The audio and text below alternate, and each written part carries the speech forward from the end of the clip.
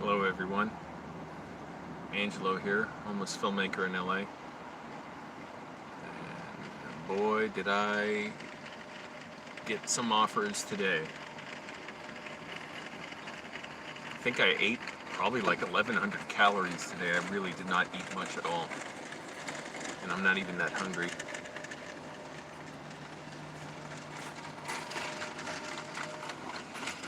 Still applying for jobs. I'm gonna wait for people to come here. And because I barely ate, I've been going to the bathroom like every 20 minutes. Just leaking water. Oh boy. And I had a big leaving this morning as well, if you know what I'm saying. Let's just leave it at that. Click like, everybody, now. Right now. It would mean so much to me, you don't even know. Click like. It means I would personally appreciate each and every one of you watching this, and it would get this video shared, and I'm gonna need the help, and I'll explain why. Because my pizza problems are like just the start.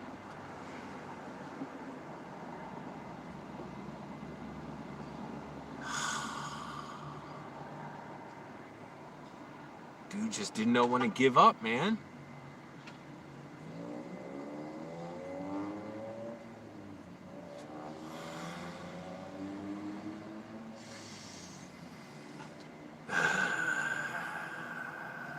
I started reading Carl Sagan's Demon Haunted World. It's actually really good. I forgot he's an interesting writer because it's been like 8 years since I read Cosmos.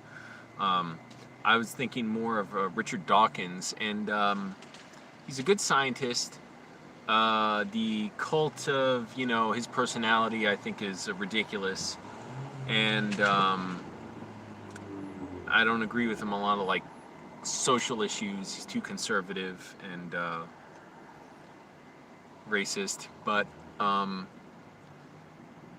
he's a good scientist. Like I said, good at biology, and his books are kind of dull, though. I read Unweaving the Rainbow. I read The God Delusion.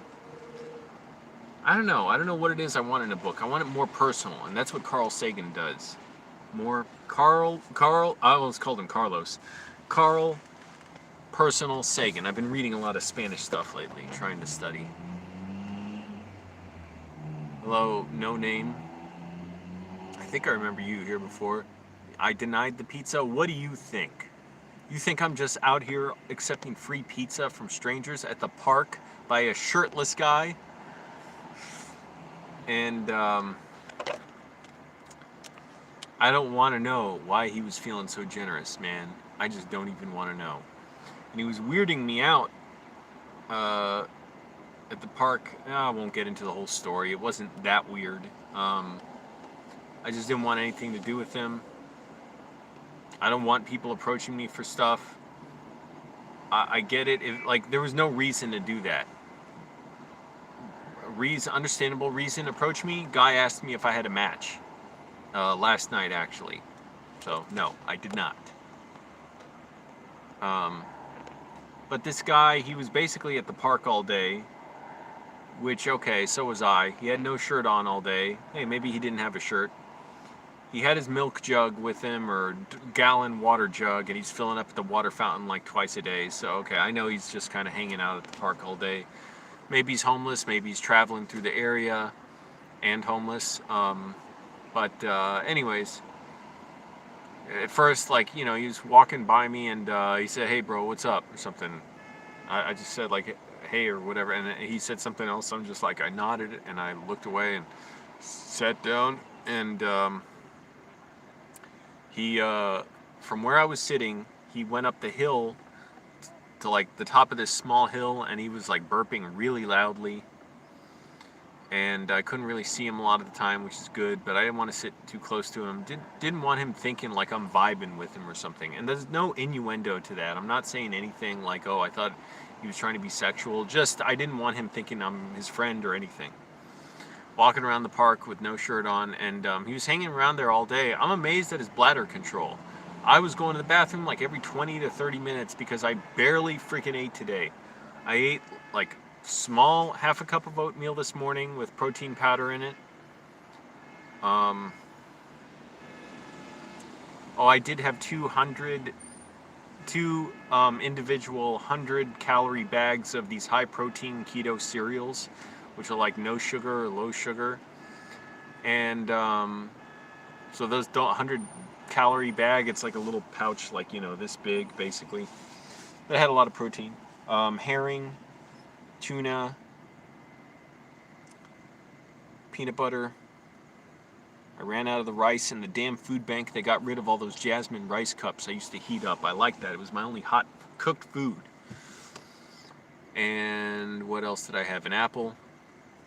And then tonight I had some more oatmeal and peanut butter. Just small, like half a cup of oatmeal. So real little. I'm desperate to lose weight. Not desperate. I'm not miserable about it, but I calmed down a lot today. I wrote a lot. I'm upset with myself because I'm like, it wasn't that great, but it's getting better than the last 2 drafts of this outline that I couldn't even finish. It was so bad. But yeah, then later in the day, in the evening, this guy came up behind me, and he was asking if I want some pizza. And now I got a good look at him. He had purple hair, big earrings, or holes in his ears maybe, like gauges. And I just said no. And he said, oh, okay, you got a light? Or you got a cigarette or something? Or no, he said, you smoke? I just shook my head. That's quite enough for the day. I don't want to become anyone's friend at the park. I'm there to work. I was writing all day. I was pretty focused on it, except for the damn bathroom, having to get up and go. But I mean, that's good. I'm losing water weight, I guess, but just annoying because, like I said, I barely ate today. I'm not even feeling that hungry. Oatmeal and protein powder, it kind of knocks the hunger out of you. It's unappetizing, and so it makes me think of food like that. Like, I'm not even interested in going literally down the street here to a taco stand or to a restaurant or something. Not even really interested.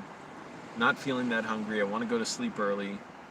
Exercise. I want to be hungry. I want to lose weight quickly. Now, here's the deal. The other deal. I got an offer to go forward with the job application. It's a very demanding warehouse job. It's nearby. It's with some kind of a big company. I think they're around the country. But, or maybe it just coincidentally has the same name as this other company.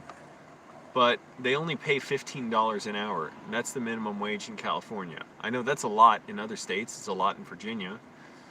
But I immediately regretted it in a way. And I'm like, well, okay, I'll go through with whatever process talking to them. But the issue is going to be, this is a very demanding job. I'm not even certain they would hire me. They got back to me very quickly, within like half a day, to say, would you like to continue with the process, And, I'm sure they're having a tough time filling positions, but it's in a warehouse, like I said, hard work. It sounds like it's a lot of hectic work. It's mailing stuff out, picking the right boxes, sorting stuff, doing inventory, tracking stuff, scanning items, all kinds of stuff.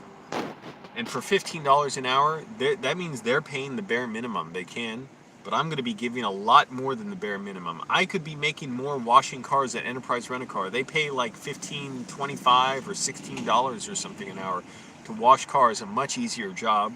I did it at Enterprise years ago. So if they're going to pay $15 an hour, especially during a pandemic when they should offer hazard pay, I won't want to do it at $15 an hour unless I'm truly, truly desperate.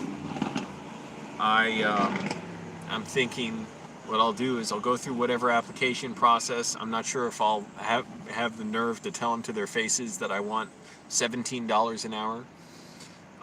Because if you're paying the bare minimum, it's less than I deserve. If I'm going to have to give way more than the bare minimum, I'm going to have to give everything and concentrate and train well, and I'll still be homeless either way at $15 or $17, but at least it's a little more worth my time at $17 an hour. And we'll see. Maybe, I don't know what'll happen, how it'll go. If I get offered the job, I would like to think I'll have the nerve to tell them, look, this is what I want, this is my demand. I think I'm worth $17 an hour because I'm worth more than the bare minimum, and I am certainly not going to give you the bare minimum of my effort. And who knows? Or I don't know. Maybe I'd even, if I really like the people and I think it's a great company, and I know they offer free lunches sometimes, though it depends what. I'm not trying to eat junk food, pizza, and stuff like that. Burritos, I'm not eating that. Those are massive in calories. I might, maybe I'd just work for them for a month or so and say, I don't know if I'd have the nerve to do this either. Say like, yeah, I want more money. Like, this is requiring a lot of me, and I'm homeless, and I'm not getting a home any sooner with this job. So I don't know, but that's what I'm inclined to say is, yeah, go through some of the process, see what it's like, and see what the people are like, and then make my offer if I'm offered a position, or let them know when I think, I don't know what kind of pizza it was. It was open. I think maybe pepperoni, but let's face it, every pizza looks like pepperoni from a few yards away. And it didn't have a bunch of toppings that I could tell. So definitely didn't have colorful stuff like bell peppers, or does broccoli go on pizza? I don't know. But I didn't see stuff like purple onions or red onions technically. Yeah, so it was either plain cheese. I think it was plain cheese. Like I said, everything looks like pepperoni. I was like, nah, dude. I'm sure it seems like a nice enough guy, but here's the other thing too. It is so dangerous just to associate with people, because whatever you associate with, now you're a part of it. Try talking your way out of it if someone accuses you of being involved with someone you don't know why they want to be involved with me. I don't know. I don't necessarily look down on anyone if they have drug issues. You seem like a nice enough guy, people with drug issues, they should get help, or help should be available for them. Whatever the case, I don't know. He didn't seem high when I talked to him, but I'm like, there's no reason. I don't want to. It's already too far, too close, and it's like I don't want to have any association with someone unless I'm comfortable with them. And even then, it's always a tentative thing, because you be involved in something, in some people, and it can easily get to a place where you're expected to do things you would never want to do. So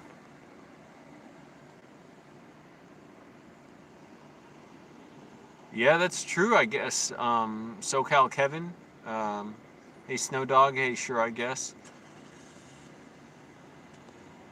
Yeah, I cut my own hair. If you start talking to meth heads on the street and people see you talking to them, you get associated with them. I'm sure you might. And I was talking to a guy once who said he did speed only medicinally. He said he did it for therapeutic purposes, for seizures. Speed, I believe, is a mix of meth and heroin. Is that right? I can't remember. Or cocaine and heroin. But I think meth and heroin. But I met him in the parking lot of an AutoZone because he said he was a mechanic, and he was asking me for some money. I gave him $1 or $2. And he said he was a mechanic in prison for 30 years. I got his number because I said, well, maybe I'll need new struts on my car, on this Camry. And it was so messed up. It was so fun. I was like, I don't know if I trust the guy or not, whatever. He seemed to know what he was talking about with cars. But he said, he showed me, I won't get into it. He showed me something weird. But it was funny and weird because, I got his number. I texted him, just to say, hey, this is Angelo. That night, he called me twice. The first time, he's like, hey, Angelo, I just want to check with you, see if you need those struts put on your car or whatever. All right, give me a call back. Bye. He called me at like 1 in the morning. Then he called me at like 2 in the morning and left another voicemail where he sounded totally confused and he didn't know who I was and why I had, apparently, I guess he thought I called him or something. He's like, hey, who is this? Who are you? How did we talk? How did you get my number? He left a voicemail like that after he left the voicemail saying, hey, let me know if you want me to work on your car.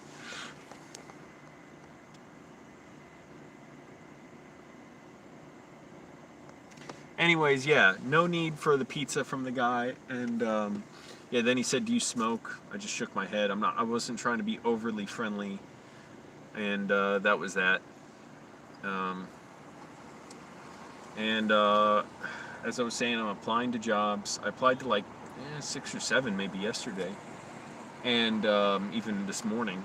And I did get a response from one. It's a warehouse that demands, I don't know if you all saw me say this, but a warehouse that it's a very demanding job. They do offer a lot of benefits like medical and stuff. And they, but it's very demanding from the description. I'm not even sure how likely they are to hire me. They require some experience and stuff that I don't have, but obviously, I guess they could see I don't have it, and they're like, well, we can also train the right person. I forget if I even sent them a cover letter, but then I realized they only pay $15 an hour, and they followed up with me and said, would you like to continue with the process for application? I said, sure, yeah, I would. And I was thinking, oh man, for all that work, and I could work any other job and get $15 an hour, and this would be very demanding work, potentially risking the Trump virus. I want to go with the application process, see what happens, and if I get an offer, say, okay, now the thing is, this is a lot of work. I'm going to be giving it my all. However, you're offering $15 an hour. That's the minimum wage. That's the minimum you're expected to provide. That's not even including any hazard pay, not even of $1 an hour. And you want someone who's dedicated, who can do this well, because it's obviously crucial work, that you've got production quotas and stuff. I want $17 an hour. So we'll see how that goes. I don't know. I'd probably just message them that. Or see, I don't know. If I get the feeling they won't be willing to do that at all, then I wouldn't do it. Because I know they're hiring like 5 to 10 people, I believe.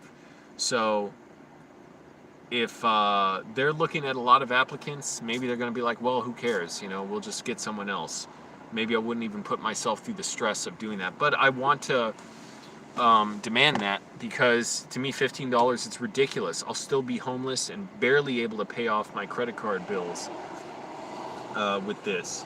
$17 an hour, I'll still be homeless, but at least it'll let me pay it off a little bit quicker, and I'll be able to not worry about food as much. Do I support Trump or Biden? It's tough. They're both great candidates. FedEx, maybe. I'd consider it. I don't know, because they do pay more, I think. News guy got a real job from doing package deliveries. Oh, he dropped off a resume at every business he delivered to. Yeah, you got to be creative, and that's what I'm trying to do with my cover letters. I'm not trying to be, first of all, I'm not being sarcastic at all or funny, any of that bullshit. I'm not trying to act like I'm special, but all I do is try and be straight up. I say, look, here's my experience. I don't know how that matches up with what you want, but I'm a good worker. I'm in good shape. You know, I got steel-toed boots if the job requires it. A lot of them do.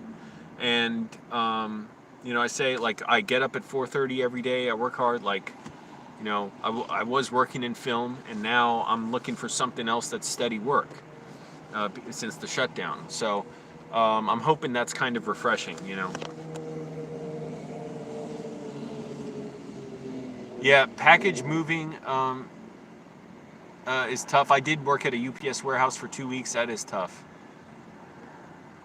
What qualities about that job over customer service I like? No customer service. That's what I like.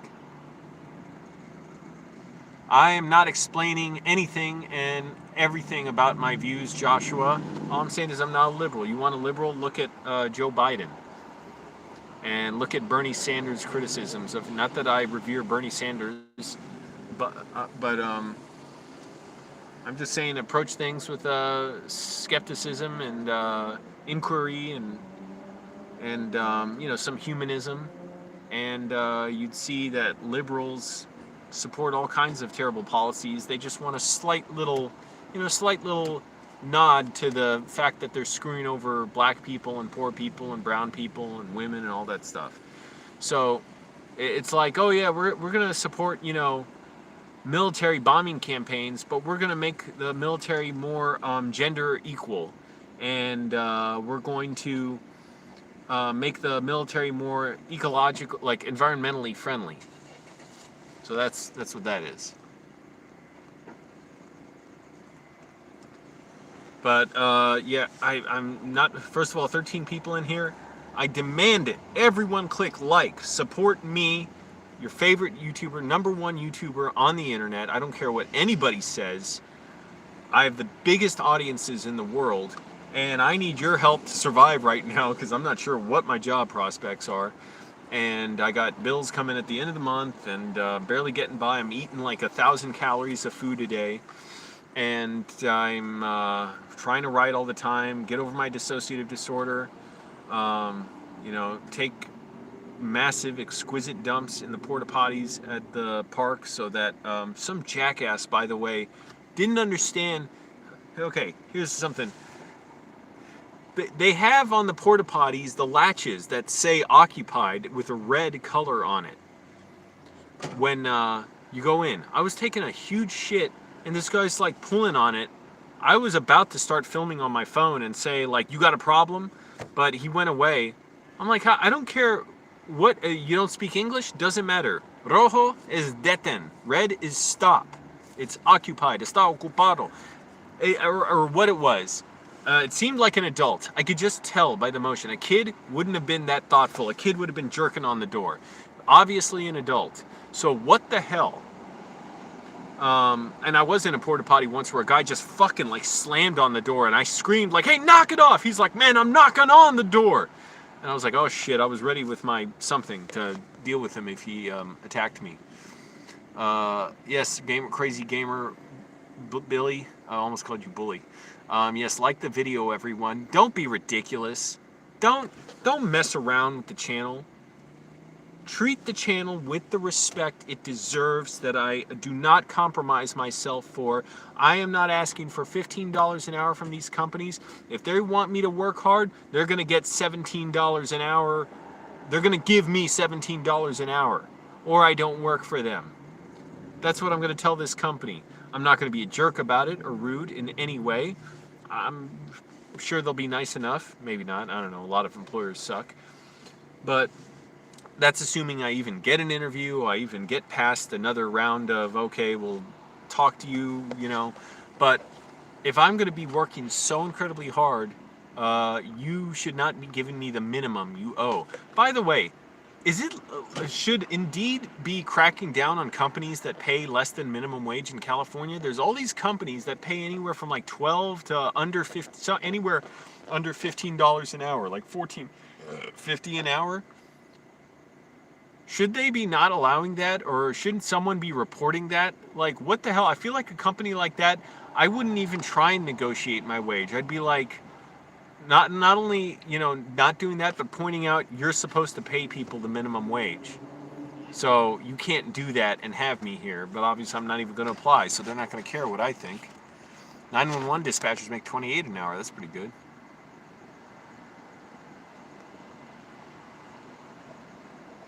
No, I don't talk to the people who sleep near me. It's like an unspoken code. And also, like what I was saying before, you start talking to people, they may expect stuff from you, they may be too friendly with you. I've experienced that already with people who did sleep near me, and I thought I could totally trust and were being nice, and they actually helped me out one time, and then turned into total scumbags, or at least I should say one person of them did. One of the two did. Acted like I was nothing. It was like the lowest thing he could try and do. This was here in LA. So that's why you got to be cautious about who you interact with. I don't act like I'm trying to be someone's friend like that. And the guy had no provocation, no business doing it. All he did, he got really greedy about something. He thought all of a sudden because he knew me, I had to give him something. I'm like, fuck no. Yeah, I don't want to be a 911 dispatcher. Recently, I read stories about 911 dispatchers having to deal with horrific events. One was a woman called, I think, because her husband backed their car out of the driveway and didn't notice a little girl walking down the sidewalk, and he ran over her and killed her. So that was one 911 call. Then later that night, that 911 dispatcher got another 911 call. The man, the husband of the wife who called about the dead girl, the man tried to commit suicide later that night. So that stuff I don't want to be dealing with. I got enough crap to deal with.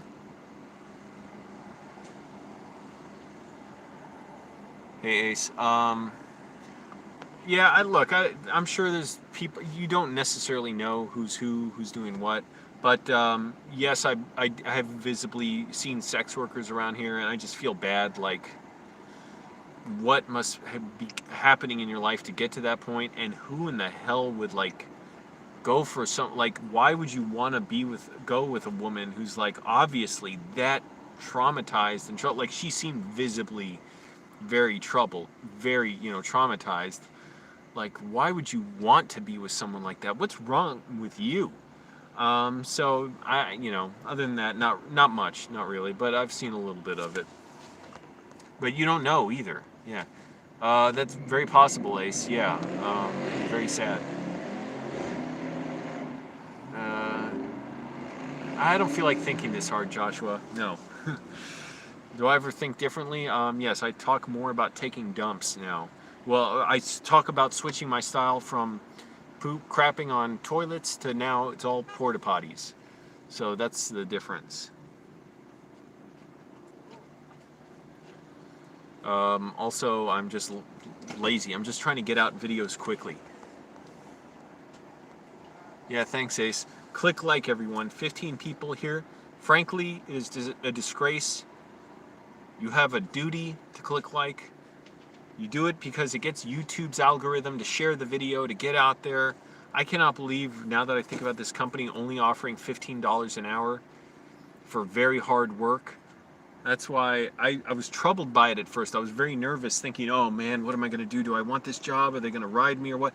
Well, then I'm like, wait, I'm in control. Screw them. And you know what? If something truly unreasonable or unconscionable happened at the job and these people don't treat me well, I can walk away with 2 weeks worth of pay and I'll be much better off. And if they're really bad with me, I can film them. I'm not trying to do that, don't want to do that, you don't want to abuse that. But, some employers deserve that. So a lot of employers absolutely are abusive. Still can't find the like button. What's wrong with you? Social services was doing something to help me. Now they stopped. So they were giving me food stamps and they stopped because of that whole ordeal where they asked me to explain. They sent me this like a week after my food stamps were cut off, saying you need to clarify your earnings on your bank statement. But as I said in a video, I explained the numbers with the plus sign, those are my income, and the minus sign with the numbers after it, those are what I spend on things. So just ignore those. Just only count the numbers with the plus sign. The bank statement is the clarification. They would not renew my food stamps. So I still do have help with social services because I do have Medi-Cal, which is free health insurance. So I can go get free doctor's visits. I got a free flu shot recently. Get your flu shots, everyone. I want to get a physical at some point, get my blood drawn and all that. Make sure, if I have anything, try and catch it. Although it's been over a year since I've gotten a physical. Yeah, but that's true. Joshua, social services dumpster fire. No, I have not found a good place to charge my phone. I do it at the food bank for a few minutes in the morning. And it depends how busy they are. Like this morning, I didn't want to hang around a lot. I just wanted to get going to the park. I had a decent charge. So my phone was actually charged. I was charging my portable phone charger. But every morning I try and go there and charge it for a few minutes at least. It helps, even just a few minutes. And I, turn off my phone or put it in airplane mode. $1,200 stimulus check. Yeah, I mean, of course, it helped me a lot, but about half of it went to my phone and car insurance bills because I had those delayed for like a month each, and they ended up adding up somehow to like $600, even though my phone bill's like $150 a month, and I've got, devices I'm still paying off, including the one that broke, and my mom's phone is on there, and car insurance, it's only like $111 only. Back in Virginia, this car would be like $50 a month. But somehow it was like $500 or $600. So obviously being able to pay that helped. It came when I needed it. But yeah, I saw Mitch McConnell announce that there's not going to be any stimulus payment with this. Does anything, like, he seems like all emotions have died off with him. He never gets animated. He never seems to be pleased with anything. He never seems to like anything.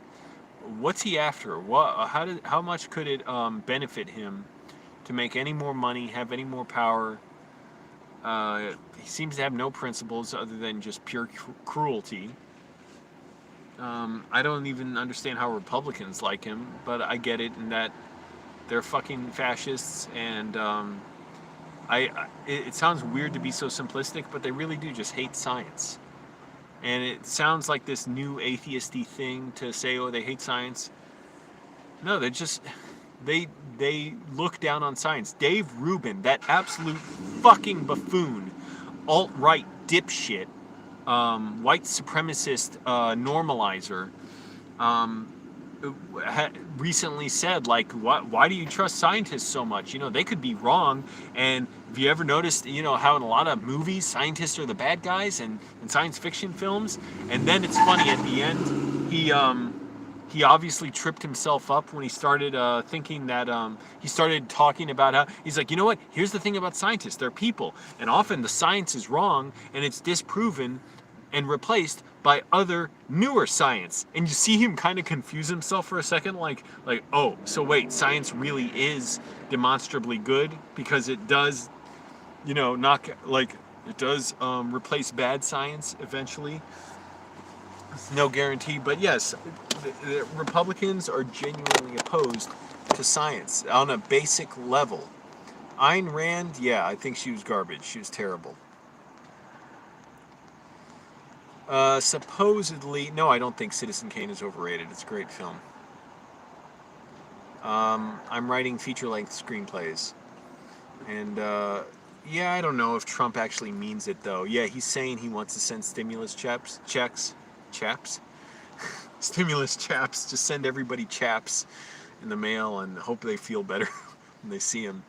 That's more like it, by the way. 15 people here, 15 likes. That's what I approve of.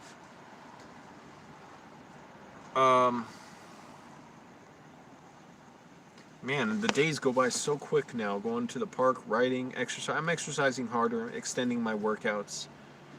Trying to give myself more resistance in the morning.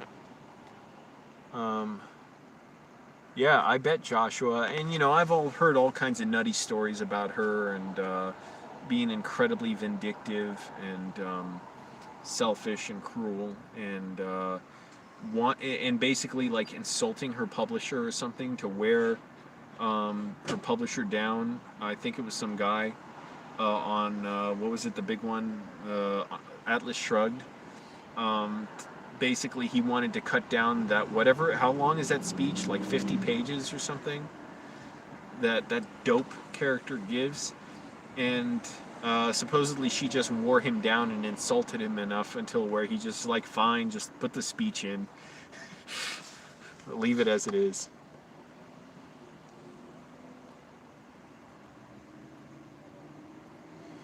Man, I really did take a massive dump this morning. That was something else at that porta potty.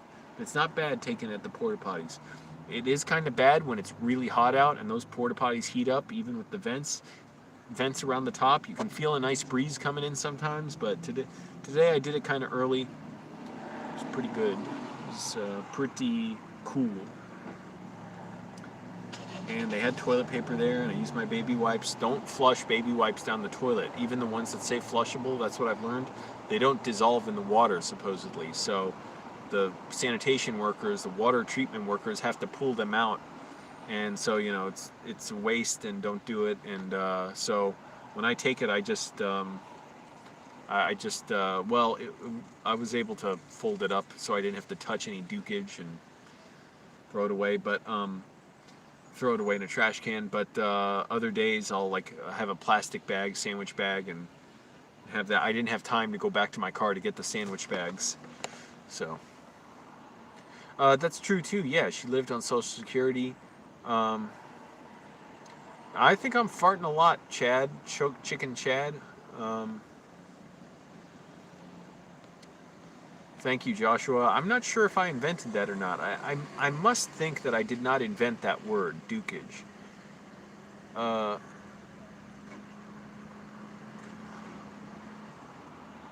I don't know what LA's version of Annandale is. LA has a lot of like depressed areas, like poor areas, but Annandale is a place with like no entertainment whatsoever, horribly upsetting and depressing to walk down.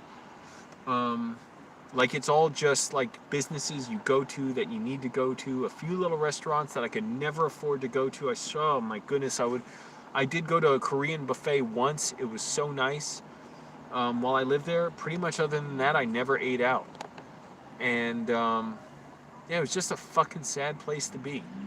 Occasionally, the only cool nights I had there, actually some great nights, were with my roommate Jackson, who we would just barbecue together on our little deck we had.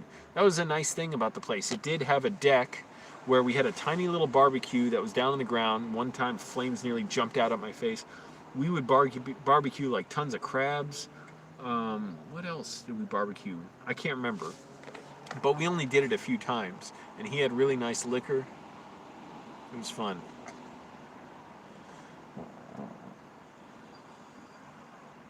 Oh, that's gross. Sure, I guess. You crapped in a bush. Yeah, worried about people breaking into my car? Sure I do, yeah. I don't even know what, I've never been to a Piggly Wiggly. I wouldn't know. Yeah, pretty much Northern Virginia is just crappy. It's awful. It sucks. When you've been to other places that are much better, you realize how much it sucks there. Just small suburbs and people, because it's so small, it's like they imagine that they're so big there and like everything that happens is really important. And you got a lot of really self-important people there, and I just can't stand it. Can't stand the environment. It's just a miserable place to be. But yeah, as far as my car, there's a simple thing you can do. Do you all know you can make your car immobilized with nothing. You don't need to buy anything for it, to where it doesn't matter if someone breaks your ignition cylinder and jam it with a screwdriver and stuff, they cannot start the car. What you do is, Scotty Kilmer talks about this, you go under the hood, you take out one of the relays. So there you go, you take out one of the important relays, so that if someone were to try to start the car, it just would not start. Doesn't matter what they do. No, kill switch, car thieves can know to try and find a kill switch. Although, I think Scotty Kilmer mentioned this, one thing you can do if you really want to throw off a thief, put a fake kill switch in and take out one of the relays you need to start the car, like the fuel relay or the ignition relay, and they're not going to be able to start the car, and they'll try and hit the kill switch, and they'll think, oh, I hit it now, and the car will not start. So there you go. It won't start even with the key. So you got to remember to put the relay back in and don't lose it. Haven't been too worried about that in this area, though. So other areas, yeah, maybe I would worry about that more. Yeah, it's a little hassle, but it's not a big deal though to do.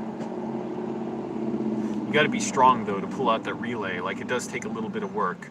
You can use pliers, but be careful not to shatter the relay.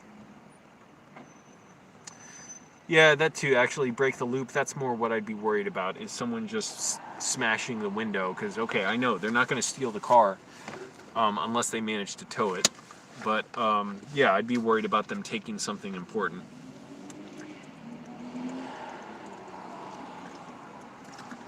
Which hopefully my car looks like crap, so they're not too interested in that. But a big way to avoid that, don't leave valuables out in your car where people can see it. That will happen if you leave like a purse or something, or electronics that you just bought at the store in your car, that people are more likely to steal that, and I know that's happened. 21 people here. Click like, everyone. I demand it. I require it. We can do better than this. We have 16 likes in here. I'm out here busting my ass, applying to jobs, working this, getting up 4:30 in the morning, dealing with the weirdos tweaking at the park, going to another park, dealing with the weirdos offering me pizza there with no shirts on and purple hair. Nothing against purple hair or pizza, but I don't want people offering me stuff just out in general. I don't like it. I don't want to be involved. Thank you, Crazy Gamer Billy. No, I don't want to tint windows. It's expensive, and I'd worry about the police then trying to hassle me. That's true, Joshua. Actually, whoever didn't like the video, it's a landlord. They have this very, very feeble mind that says, attack the poor, bully people, go after the little man. That's what I am. I'm showing you all it can be done. So when I apply for this job, if they want to go through with this application at this warehouse, that's a really tough job, they want to pay me minimum wage, I want to tell them at some point, look, I'm going to have to give a lot of effort to this job, a lot of myself physically demanding, working with the threat of the Trump virus. But you're going to give me, I'll put it nicer than this, but minimum wage, that's the bare minimum. I can get much easier jobs that pay more than $15 an hour. So I'm going to ask for $17 an hour. Really, I would want 18, but $17 an hour. And if they're not going to do that, it shows me it's no big deal. What do I care? I don't owe them anything. And I'm already an adult. I'm already like nothing between me and death in a way. Like, in other words, what I'm saying before, I wouldn't necessarily go after what I want because I'm like, well, I need to keep making money to pay rent. I need to,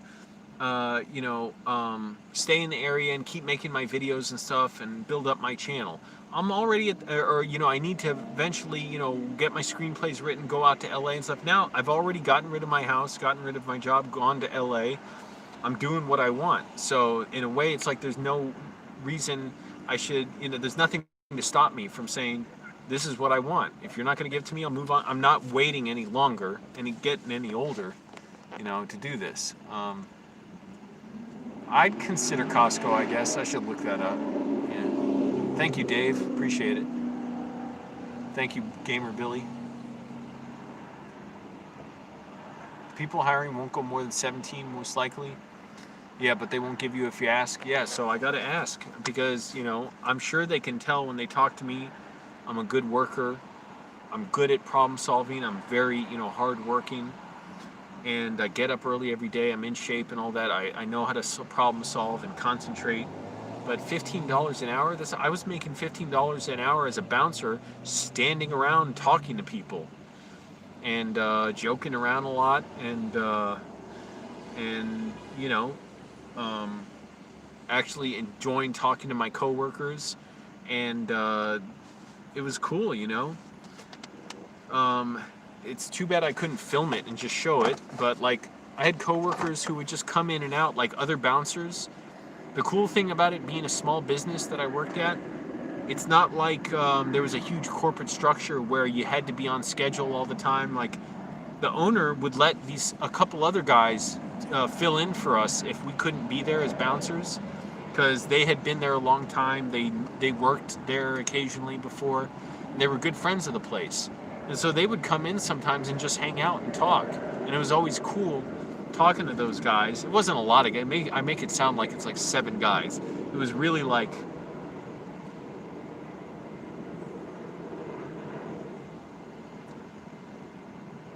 one to 2 guys at a given time, 3 sort of, but one of the guys, he stopped bouncing there because he had a surgery and he wasn't able to work for a while, and then I guess he just did some other work or something. But it was just cool that, that experience of talking to people, talking to the kitchen workers, all that stuff. I didn't always get along with the bartenders, but anyways, so I was doing that for $15 an hour, where they hired me on the spot, no special training, and this job is going to require me to work my ass off in high pressure conditions for the same amount of money. I'm like, that's undermining me, and also I feel like it's a disservice to the other workers, to where it's like they shouldn't think that workers are just a pushover. It's going to be like, oh, minimum wage, sure, I'll take it for working incredibly hard, when I could get other jobs that are easier, that pay more. So yeah, I want to ask for $17 an hour. If not, I applied to a bunch of other stuff. I'm waiting to hear back. Yeah, man, I hear you. West Virginia, I can't imagine how many jobs are there. Because I know West Virginia, it's just, there's not much there anywhere, anytime anyways, even before the pandemic. Thank you, Gamer Billy. Trips to Piggly Wiggly. What the hell they serve at Piggly Wiggly? I've never been there. Yeah, West Virginia, and I've driven through West Virginia a few times. Really not far from Virginia. It's right there. But I mean, from where I was, like, I would go to Charlestown Casino. I wouldn't go there regularly. I make it sound like I went there a lot. I think I went there twice or 3 times, and did not enjoy it. It was depressing. And it's only like a 60-mile drive, you know, not far. Went there in the morning, came back in the afternoon. But yeah, it's just depressing driving through there. Oh man, it is sad driving through West Virginia. It's like the highest rates of poverty, I think, and heart disease. And I was at a convenience store, and it was just sad being there, man.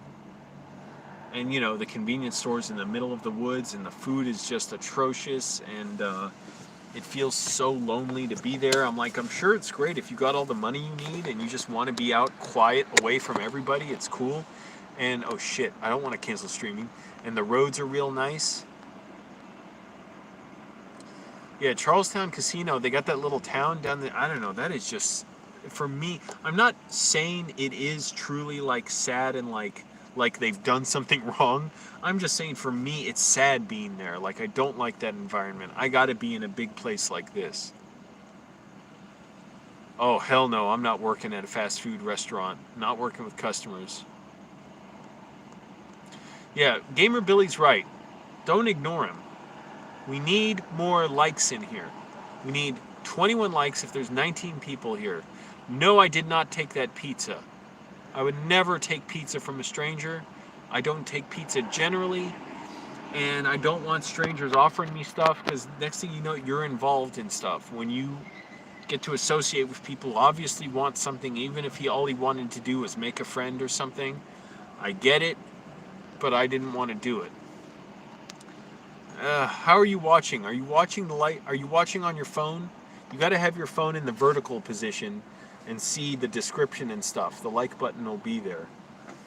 If you're watching on your desktop or tablet, same thing. Don't have it on full screen.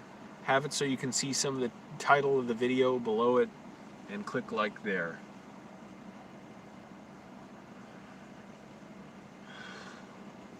Yeah, I think it was last night. I heard some people screaming in the park, and I'm always hearing screaming and weird stuff around here. That's LA life for you. Yeah, I would not deal with angry customers. I don't care. I just would not do it. I will never do it again. I dealt with it so much. Yeah, it was just too weird. I don't want this guy, and he was hanging around all day at the park around me, which, you know, I was hanging around the park all day too. But it was just weird. He was burping real loud, and I think he was saying weird stuff too, or saying, I don't know. But I don't know if he's the same guy, by the way, because I never seen the guy's face, but he looked like him. There's a really annoying guy at the park. I don't know. I feel like this wasn't him. Whenever I see him, he's walking through and he's singing gospel music so fucking loud. It is so obnoxious. Like, Jesus. So, like, I swear he's doing it to drive people miserable. So I don't know if this was him, but he looked kind of like him. Thank you. Sure, I guess.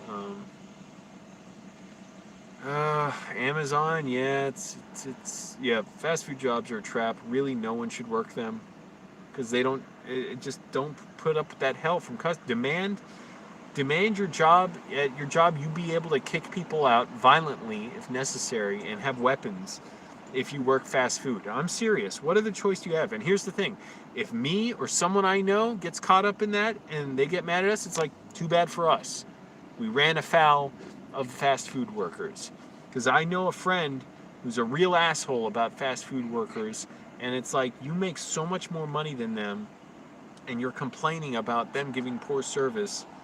What do you expect from people who are paid barely enough to stay awake at their job, and you're paid, you know, a shitload of money? But yeah, I know Amazon's got plenty of jobs. I saw plenty of their listings on Indeed. I wasn't even looking for Amazon listings.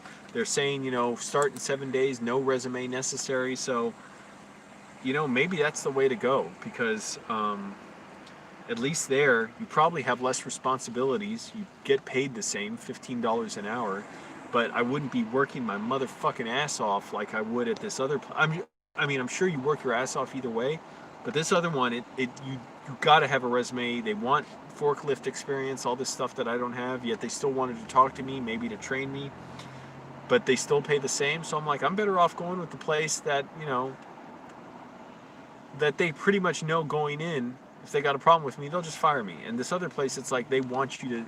They'll fire you too, but they want you to stay there a while. Thank you, Chicken Chad. Yep, it's free TV. No, these were different parks. Color sock.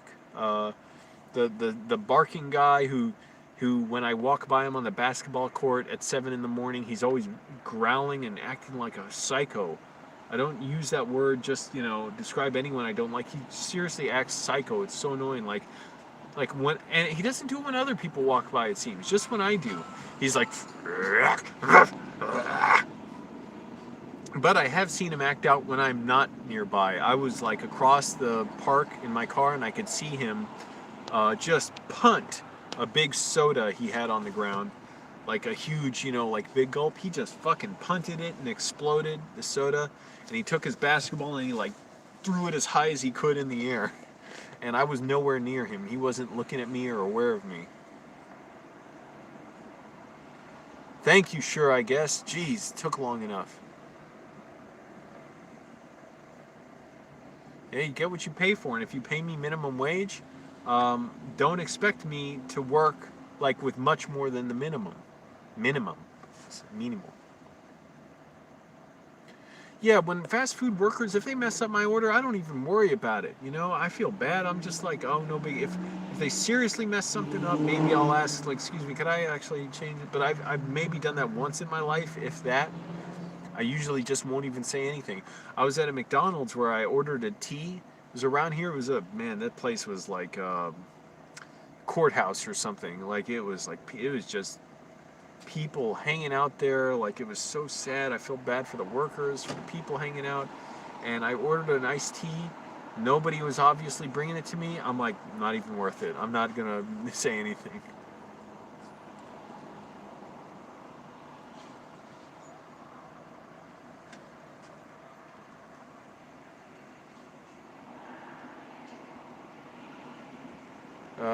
Yeah, I don't follow what you're saying in Gamer Billy, but thanks for the support. Anyways, and 7:37. My bedtime was 3 hours ago. I'm not trying to stay up so late every day, but I will entertain you all. So I'm kind of just trying to stay calm about all this stuff, about juggling everything. No point in me freaking out, especially about this job, because it's like I don't know you shit. In my mind, I always think I do. Like, oh my goodness, they want me, and I gotta be really careful and really nice to them. But no, I don't even work for them, and I gotta remember that. So that's why I'm gonna demand $17 an hour if I make it to any application stage. If not, screw them. I'll be like, well, I can work somewhere else. It's way easier. I can always wash cars for Enterprise Rent-A-Car. I don't really want to because you do have to drive customers, I think. I don't know how that works out now, if you drive customers or not, because you got to be in the car with someone who may have the Trump virus, or you may have it. But back when I worked at Enterprise, I drove people around, and that wasn't too bad for the most part. Most people, just getting where they're going. It's no big deal. $100, what would I do? I would just go straight to my bills, basically food probably and gas.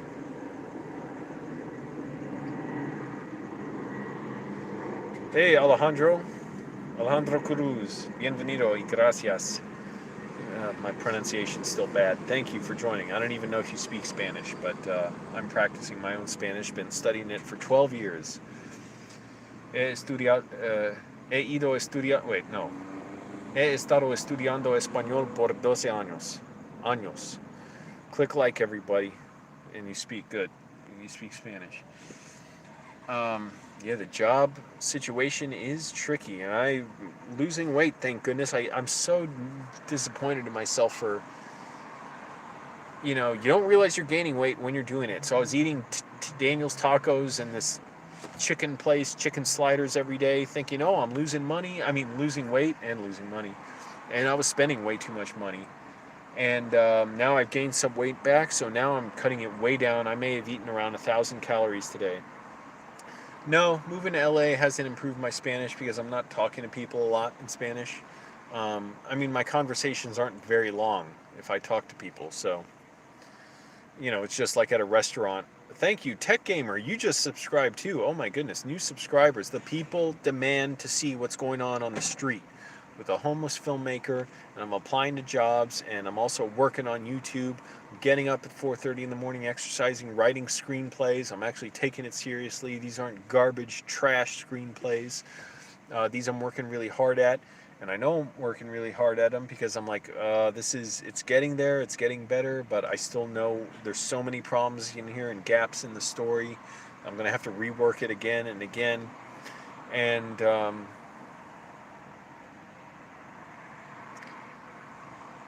I'm applying to jobs like warehouse jobs. I applied to like every film job I could, and I don't see many more of those. And there are lots of film internships. I'm not trying to get those. I need to get money. So we'll see what I get in replies this week from these jobs. Man, my pants are wearing the hell out. Look at this. This is from having all these things in my pockets, like my glasses case. When I do burpees, you can tell. See, when my pants get tight, when I like contract my legs, it's tearing holes here. Now, these are very sturdy jeans. They're holding together well. These jeans I got at Target before, they would break within weeks. Big old hole here. Nothing I can do about that, really. Even tape it up. I did tape up the inside of this pocket. The inside of it. In my back pocket. Oh, it just farted more. Oh my goodness, MEYT, thank you. Where am I getting all these new subs from? This is amazing. I am truly an inspiration. I'm the #1 YouTuber in the world. Don't be fooled by the numbers. I'm trying to work it out with YouTube so they show the accurate readout of how many people are viewing right now. Yes, comrades, brothers and sisters, friends. And I'm showing what it's like for real out there. To be hungry, to get up early. I shaved at a water fountain today in the park. That's how I've been shaving lately, because I don't want to waste water from my water bottles to clean my razor and stuff, so I just do it at the water fountain. It's nice. No mirror. And I still got to lose at least another 35 pounds. I know I gained at least 3 or 4 pounds, if not more. Let's say 5.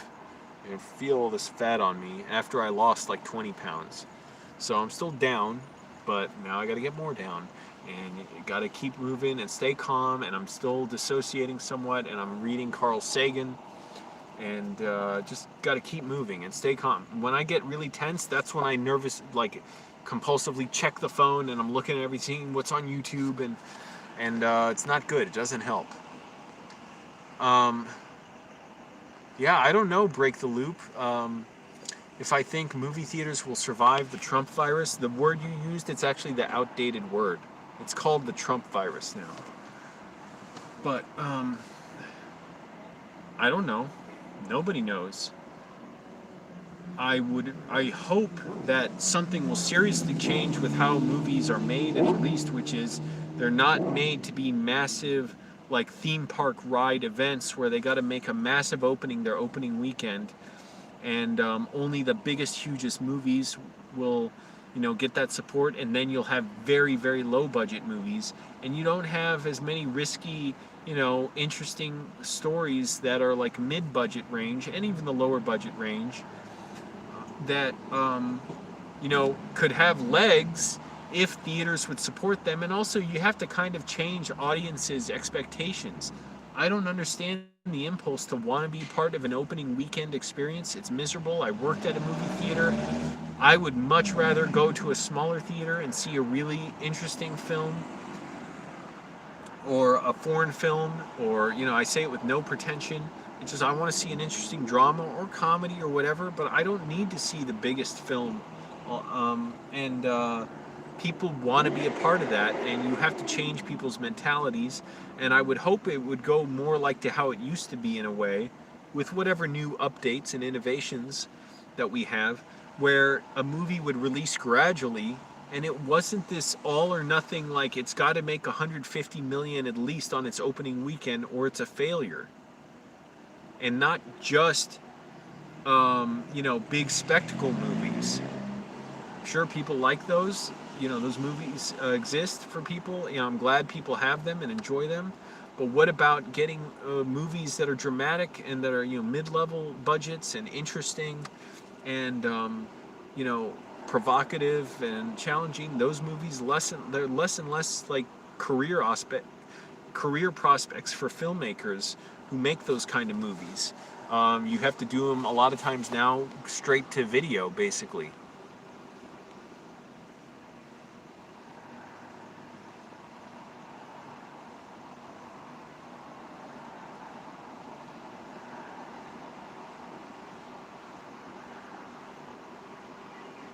That's true, Joshua. The haters don't listen. What the hell is that? Somebody's acting like Pee Wee Herman.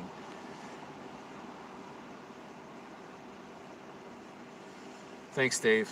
Yeah, I think it's a shame that like so many movies. It was weird, I went to this second run movie theater around Burbank, and it was weird when I went there, and all the movies except for I think maybe I was seeing Ad Astra at the time. I can't remember. But all the other movies in there were remakes or sequels of stuff from the 90s. They had like, I don't remember everyone, it might be slightly off here, but Aladdin, Lion King, again, second run theaters, so these aren't the new releases. So like Toy Story 4, I can't remember what else, but it was just weird to see all that. And it was like, nothing against it. I'm glad for people who will enjoy that. I didn't see those movies. Maybe I enjoy them. I've heard Toy Story films are great. I didn't see any after Toy Story 2, but I would just like to see more variety in movies. But I know audiences don't have the attention for that. They just don't. And it's true of my friends. It's true of people I know. And it surprised me when I was younger. I'm like, holy crap! Wait, you don't like the same movie? You don't like Dark City and Fight Club? I didn't know that.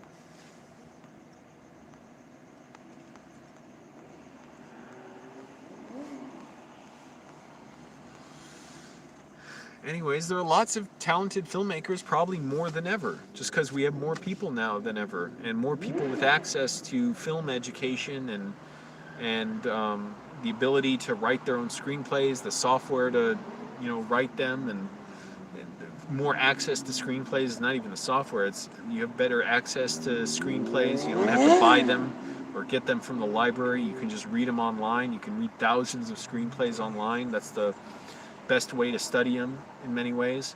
And yet movies are increasingly, it seems like, a short-sighted proposition as far as a business, where it's like they have to be massive like spectacles, superhero movies, and they have to be franchises.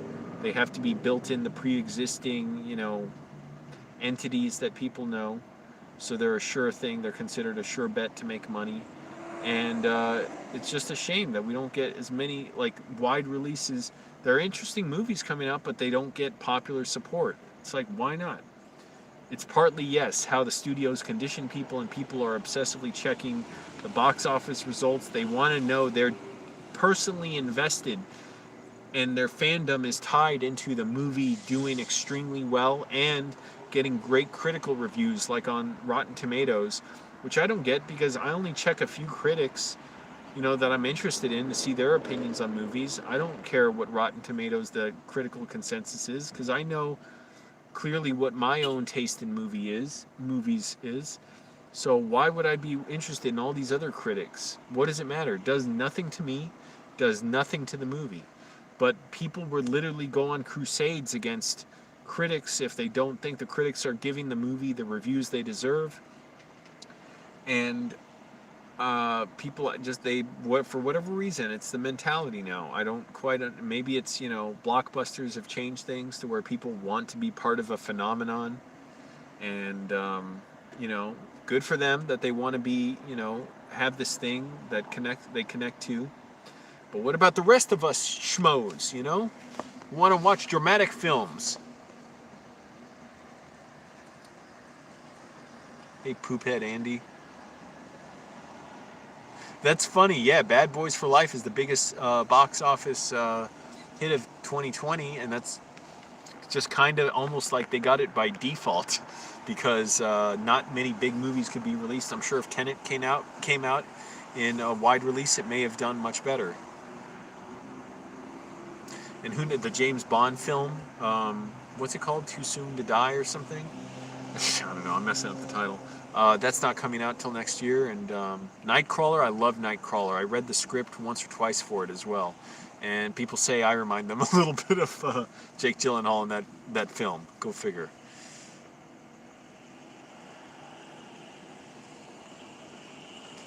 Yes, thank you, Alejandro. Click like, everybody. Now we got 27 likes in here. That is freaking amazing.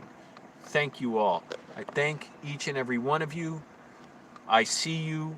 I hear you. I notice you. Yeah, Avatar 2, James Cameron, I almost called him Jim Cameron, is working on that,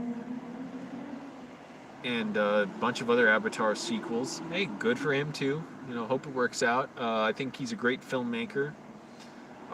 Terminator is one of my favorite movies. The Abyss is great as well.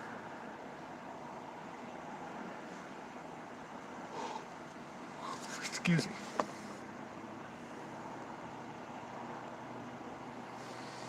And I wish there were just more.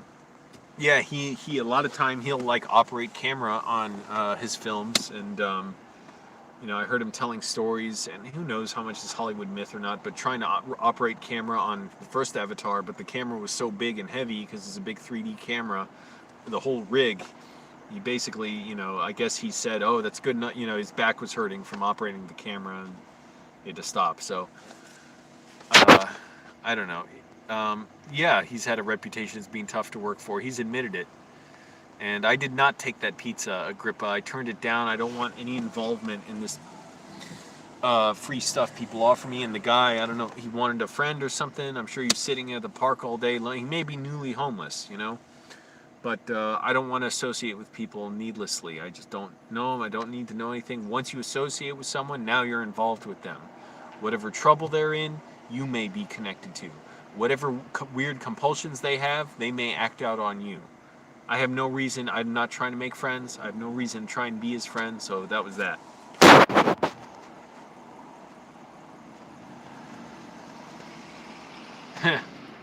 Maybe has PCP sprinkled on it. I doubt that, but I don't know. Never know. But yeah, James Cameron, certainly. A lot of people have had difficulty working with him. And I know someone who worked with him, and he said the worst part of when James Cameron gets mad at people is he's always right.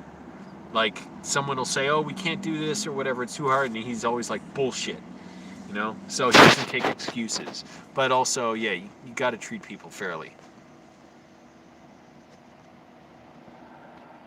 No, I wasn't going to run. I wasn't running anywhere. 30 likes. This is incredible. Thank you, everybody. Well, we need the support. We need 50,000 people watching. I think it's great that films are being made with iPhones. I still haven't seen Tangerine from Sean Baker, which he directed on an iPhone with some lenses on it. But it's interesting just to think that, aside from, it being cheap and stuff, the idea that you can film on the iPhone and put the camera in places you couldn't even fit it before, like, move it in certain places. That alone, just right there, it's a little bit different language of film. I did read the script for the Florida project. I haven't seen it, but I read the script for it also from Sean Baker. It was great. It was incredible. It was harrowing. It was, provocative and challenging. Yeah, pull a Larry David in that situation. That's good. Yeah, hey, fat boy. Hello, Gaming Mania. Yep, Daniel Day-Lewis, great actor. Interesting that he decided to retire. Hey, again, good for him. You know, he doesn't have to act if he doesn't want to. No, I wasn't trying to eat pizza, especially not from a stranger. Um, and I'm not trying to eat I need to lose weight. I'm not trying to eat pizza. I probably ate around, I don't know, 1,200, 1,500. Let's say I'm totally off. I still didn't eat much today. And I've been trying to lose weight. And I'm just disgusted with myself. I don't feel like myself when I have all this extra weight on me, this extra fat, you know? And it's time I lost it. And I did lose about 20 pounds. I probably gained a bunch back. I don't know how much exactly, 5 or 10 pounds. But now I'm just trying to be conscious and lose weight. And again, eating oatmeal twice a day, small portion, like a half a cup of oatmeal in my thermos. Yes, I use the bathroom a lot. When I'm not eating much, water goes through me. I'm just losing tons of water weight. I'm getting up, go to the porta potty at the park every 20 minutes. It's annoying. Who cares about the Oscars? I don't know. The Oscars, it's, what is the best movie? And it's decided, how is it decided? Is this the true, accurate picture of what the best film is?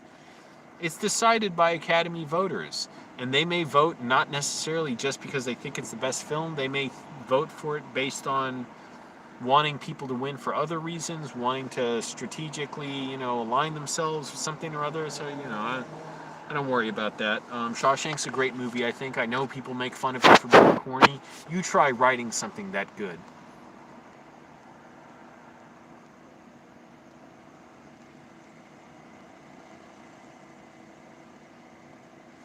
Yeah, well, then the guy asked me if I had a smoke. So obviously he wanted to be friends or something. I just don't want to do that.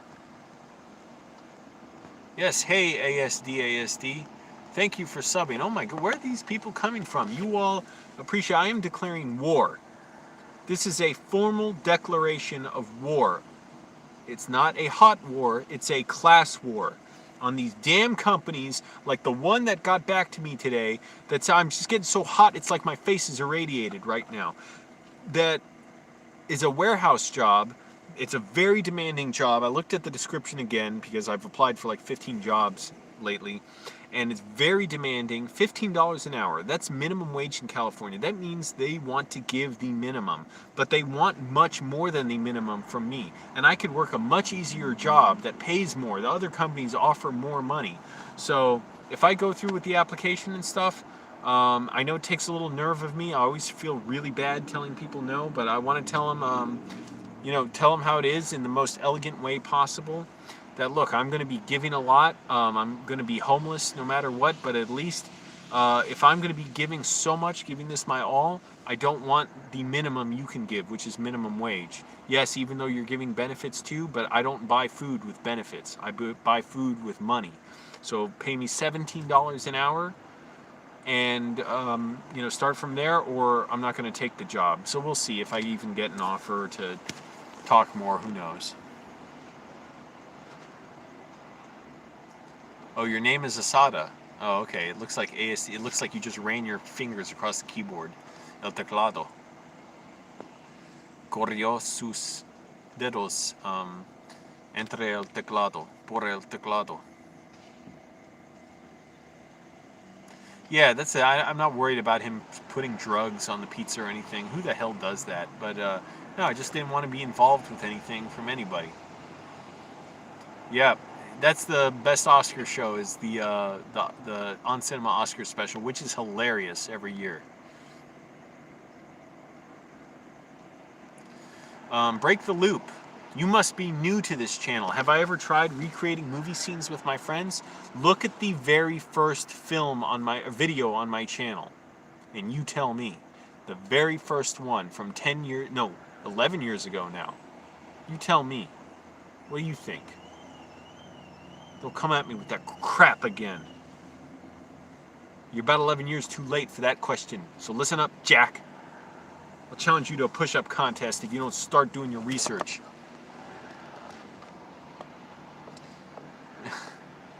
Yeah, you got it. Break the loop. Do I think actors should be given money to audition? I don't know. You know, I could say no, and then someone might say, actually, I've looked into it. That's a really good idea. So I don't know. I don't know what the answer to that is. I mean, obviously, that's probably impractical for a lot of places that they might audition 1,000 people. Community theater, they don't have much money. They audition people. Lots of films, you got to keep in mind, are not big budgeted films. They could not afford to do that. I think a better plan overall is to make it possible for everyone to support themselves with housing, with money with, you know, money, just money, free public transportation, food assistance, you know, clean air, medical support, so that actors aren't having to worry about paying their bills while they audition for roles. Java Plays, thank you. Another righteous member of the League of Workers that are declaring class war on those rich fat cats screwing over little people like me and you, trying to give us the bare minimum when they sure want more than the minimum out of us. Oh, they won't pay us hazard pay even though we're risking our lives with the Trump virus. They won't pay us a little bit more to give our all on very meticulous, hard labor jobs that require you to physically exhaust yourself, mentally exhaust yourself. And you may not even barely be able to pay rent. And yet they want to pay minimum wage? Hell no! It stops now! The garbage stops now! I will give you all applications to apply to this place. We can all apply together and we can all demand together $17 an hour. Not one person left behind. God damn them. God damn them. Thank you, Java Plays. Java Juega. Yeah, theaters are shutting down. Sunspace shut down. It's sad because Sunspace was great for me. It was a place where I could use like as an office. That was a theater the owner let me use while it was closed for 6 months, and about 2 weeks ago it shut down for good. And I wonder now actually how the theaters back in Virginia that I used to volunteer at are coping. I volunteered at several theaters there. I had a lot of great times there. And well, I won't say great times. Nothing bad about the theaters. It's just I was depressed a lot of the time. But I met a lot of great people, and I truly had good experiences. And I was building sets, working backstage. It was a lot of fun. Worked on Rocky Horror Picture Show, the producers. I can't remember, Reefer Madness, Cat on a Hot Tin Roof, I believe. I know they had the show. I'm just trying to remember. Did I help build the set? I think I did.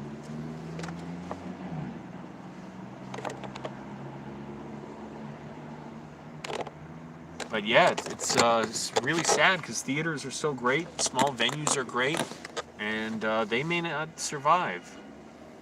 Thank you, Java Plays. But yes, let's get together, people. Let's make this. These people have declared class war on us for so long. Let's bring the war to their shores. I say no more. No more letting this railroad us into accepting whatever they want to pay and say, oh, well, I need the job. Oh, my goodness, I don't want to offend my boss. You think they're worried about offending you? Hell no. You think your landlord gives a damn about you? These bosses don't want to pay you hazard pay even though you're risking the Trump virus every day. You hate the Trump virus out in New York? Good. Let's all get together and show these fat cats that they can't do this to us anymore. Who's my favorite actor? It's a tough one. I got a lot of actors I like. Brad Pitt, legitimately, I think is a good actor. Meryl Streep, she's an amazing, amazing actor. Anthony Hopkins. Denzel Washington. I'm trying to think. Willem Dafoe, Gene Hackman. But see, just tons of great actors. Humphrey Bogart. Peter Lorre. Harold Lloyd. Ed Norton. What's her name? Well, Viola Davis, but I'm trying to think, what's the woman's name? Angela Bassett. That's it. Wait, am I thinking of Angela Bassett? Who is the woman who played Robert De Niro's girlfriend in The Score? Yeah, that was Angela Bassett, right? And she was in something else recently, I think. I can't remember. But so many good actors, you know. There are a lot of great actors out there. I'm trying to think what has impressed me lately.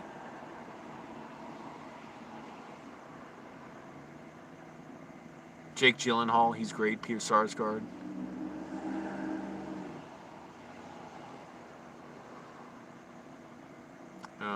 Michael Fassbender. But there's a lot of great actors I don't know, too. I don't get to really see a ton of movies, especially lately. I'm trying to think.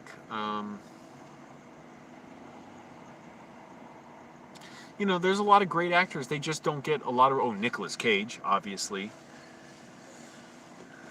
They don't necessarily get roles that, you know, you'd think, oh, they're great actors. Richard Roundtree, who played Shaft. He's great. I think he's a great actor. Oh, Samuel L. Jackson. Amazing. Lakeview Terrace. John Turturro, sure. Ed Norton.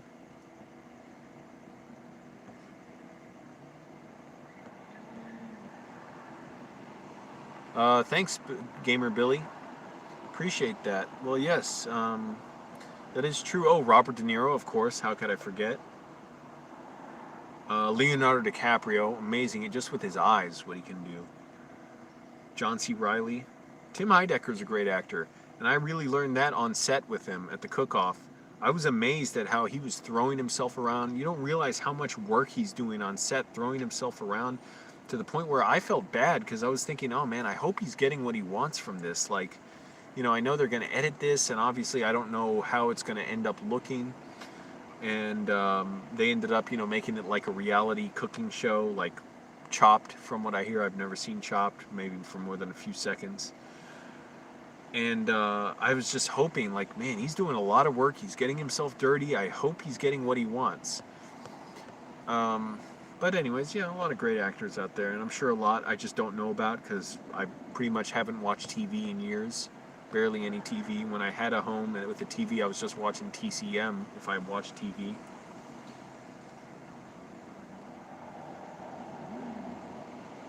And you know, a lot of acting, it's kind of how the director works with you. And I've seen actors give terrible performances and great ones, and it seems a lot of it is just how the actor knows how, I mean, how the director knows how to work with them. Tim was very professional. He almost never cracked on set with me and my mom. He only did slightly with Eric when they were improvising a bunch of stuff together, and that was hilarious. And I was off set, off in the distance, struggling to keep my body from shaking because I wanted to laugh so hard. But that same day, later that day, they shot Dr. Wareheim with Jash, and they had the woman who played the nurse, who's been in other Tim and Eric sketches. She played like the Dr. Wareheim's assistant. She was there for lunch, and then we had to leave at lunch and take our flight back. And they shot Dr. Wareheim, and at least on the 4th episode of Dr. Wareheim, I don't know if they originally planned a real episode or not, but it was just outtakes, and they were cracking up so much. So I don't know how they kept it together so much when my mom and I were on set. I don't know if that was just because they were more concerned with getting it done and not wasting time, because then they had to do this other thing. And if Dr. Wareheim, if that was the original plan, is just, hey, be loose and laugh and it's fine, or what. But Tim barely cracked at all. He would crack slightly and then just recover instantly. Me, I have a really hard time doing that. I'm horrible at it. Oh, Al Pacino, he's great. No, I'm not going to do the Tony Montana impression. Yeah, TV has horrible, horrible commercials. I cannot believe how bad they are. And I learned that whenever I was in Annandale and I would go to my parents' house and see commercials, I'm like, holy crap, these are awful. And when I'd see them at the gym, I'd be like, this is mind-numbing and like twisted and pathetic. Like, it was like a commercial that showed people who must be making like $100,000 a year doing all that they do, working nice jobs, driving nice cars, going to the gym, having great bodies, which means they would probably have a nutritionist and trainer. They have nice homes.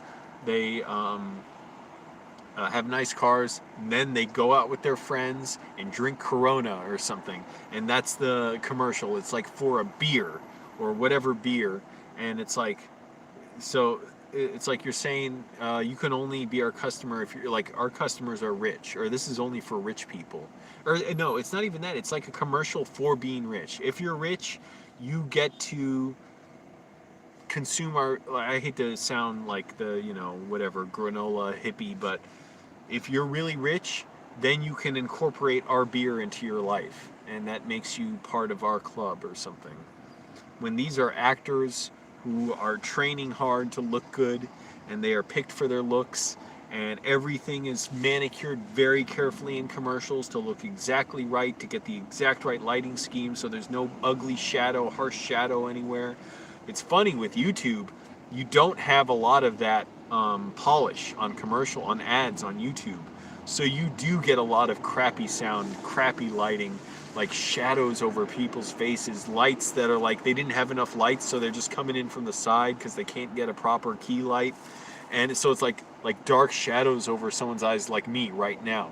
Imagine me trying to advertise something right now, like hey, you know what you need in your home? Like you need a new fruit juicer, you know, and looking like this though. Thank you, Color Sock. Yes, I am better than TV. All right, Gamer Billy, take care. I'm gonna get going soon. It's 8:10. It's like 4 hours past my bedtime. I get up at 4:30 in the morning every day. I'm trying to avoid saying frickin' because it gets annoying. But and I'm trying to avoid saying Every day is a transition for me. Every day things get slightly different. My trajectory is changing all the time. I'm just trying to stay well rested, shave, take care of myself. I floss every day. That's really important. You know, that can mess up your health. If you get gum disease and it gets into your bloodstream, you should floss every day. Brush your teeth every day. Limit what you eat.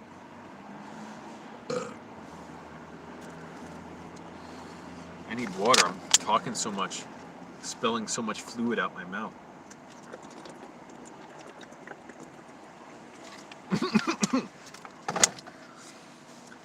I do need to ask that company for $17 an hour. I didn't want to do it right away because it's going to alienate them probably right away. I want them to be a little invested in me, get some time to feel good about me, see that, oh, I can impress them hopefully somehow, maybe not, maybe I won't even get an offer, but I'm not doing it for $15 an hour. I'd rather take my chances out here on the street. Thank you, sure, I guess. Well, go to bed when you need to, you know, you can always watch this later. But all right, Gamer Billy, appreciate it. Yeah, I'm doing this for you all, for your entertainment. Hopefully I lose a bunch of weight soon. And I'll be able to show my progress, but, you know, still losing it. I know I'm making progress. I ate maybe, like I said, maybe, I don't know, I didn't count it exactly, but 1,200 calories maybe today, if that. I'm not even really hungry right now. The food I'm eating is so unappetizing, it makes me not want to eat. So that's good. I'm really not trying to cheat at all. Not even, oh, I'll get a 300 calorie $2 order of chicken nuggets at Jack in the Box. No, not even doing that. Not even getting dipping sauce or anything. Nothing. I'm trying to lose the weight rapidly. I know I'm losing water weight because I'm going to that porta potty. It interrupts my riding at the park every 20 minutes going to the bathroom, but that's what happens when you don't eat. You lose lots of water. And I'm pushing my workouts longer. Especially, it's nice because I'm getting up earlier.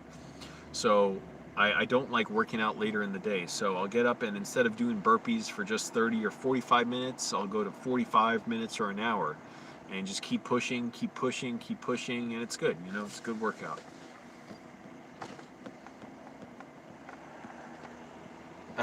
Good idea. Drink some ocean spray on stream. Yeah, I don't know how that caught on. Good for that guy, though, that got popular. I haven't even seen the video, but I've heard about it. Yeah, somebody needs to do that for me. I did tweet T-Mobile and say, hey, how many retweets for me to get free my phone bill canceled for a year? And I said, look, I used to be like an unofficial commercial spokesperson for you guys. I would make my homemade T-Mobile commercials. And most of them, which were awful, but I made like 3 good ones, and I sent them 2 of those, I think, 1 or 2, and they didn't respond. And I sent it to Mike Sievert, the COO, I believe, of T-Mobile.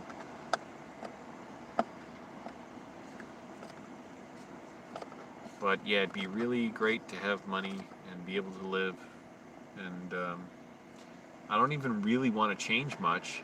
I'm definitely not going to rent a room. I have such a strong sense memory of hatred and revulsion for landlords that even if I made 50,000 a year, okay, I could pay about, let's face it, it would probably be $1,700 a month or so for rent and utilities, or I could keep that, live in my car, even if I'm showering in the street, and have all that money for screenwriting courses, for screenwriting coaching, for getting books on screenwriting and other books that I want, for keeping my car in good shape, for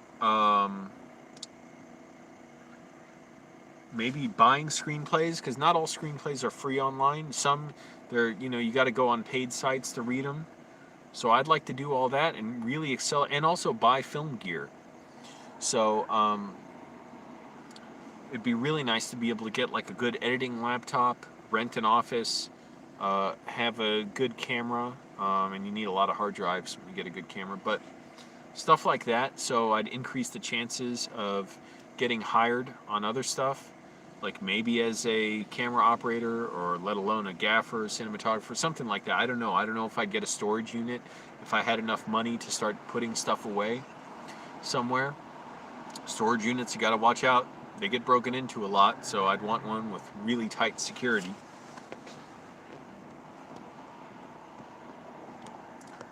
And not let this job search stress me out too much, because at first I was panicking about this job offer, thinking, I got to immediately tell him no.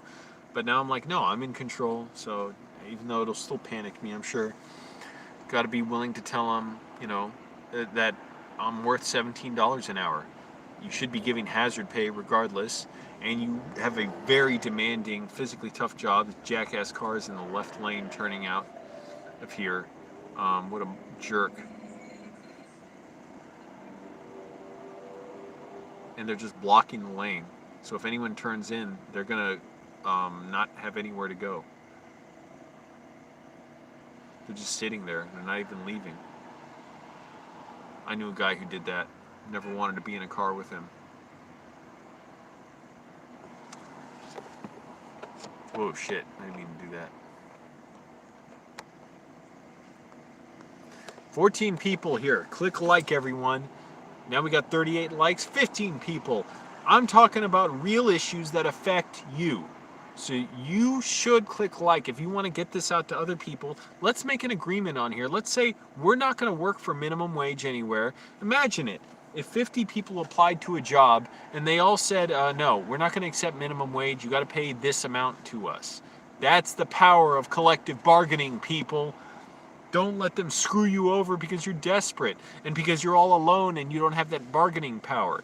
It stops here on Flying Over Trot. I am declaring war on big businesses, small businesses that screw people over, fat cats, greedy people, landlords.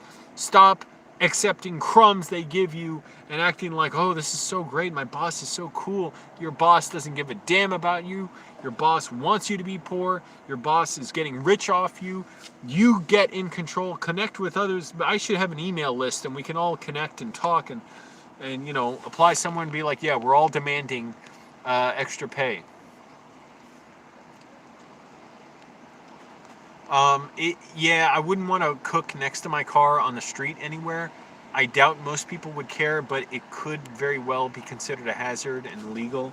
I could take it to the park. People do that stuff all the time at the park, so I'm guessing it's legal. And they have barbecue pits at multiple parks around here. I just wouldn't want to spend the money on that. It's too much hassle, clean up, buying the food, for not much of a result, and the time involved. So I'd rather just starve, which is what I'm doing.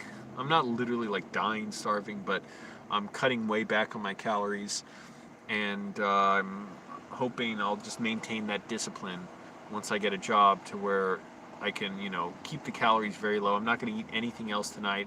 I literally don't even want to touch food, even though I've barely eaten today. But this job is a warehouse job offering me $15 an hour for extremely demanding work. $15 an hour is minimum wage in LA, in California, and I'm not even going to be able to get a home at that wage. and it's going to be very stressful and physically and mentally demanding, and I'm going to be risking the Trump virus, so they should be offering $17 an hour above the minimum, because they don't want the minimum for me. They want way more than that. What they're counting on is all the people applying saying, okay, we'll accept $15, but it stops with me. I will be the tip of the spear that says, I want $17 an hour, and I hope that's at least one employee they know they can't push over. Now, if all the employees did that, it would make all the difference, because they don't give in unless they have no choice. But employees, I don't want to be just another one adding to the misery, saying, my work, you can underpay me for my work, even though they're going to make a lot more than $15 an hour off me. If they pay me $15 an hour, they're making way more than that. I know that, because it's a big warehouse. They're moving a lot of stuff. It's a big company. As a rule, I try and avoid working for big companies. Yeah, just stick to Daniel's Tacos. Yeah, it sucks. No one can buy a home.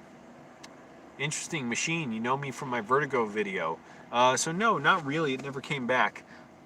I maybe had, that was just an acute incident. I had that one day. And I have had, like, since then, maybe one or two, like, let's say two, extremely minor flare-ups. They were not disabling. They were not making me miserable like that. You do the Epley maneuver, it clears it right up. So look up my Epley maneuver video for treating vertigo at home if you're curious about it. It has like 850,000 views now.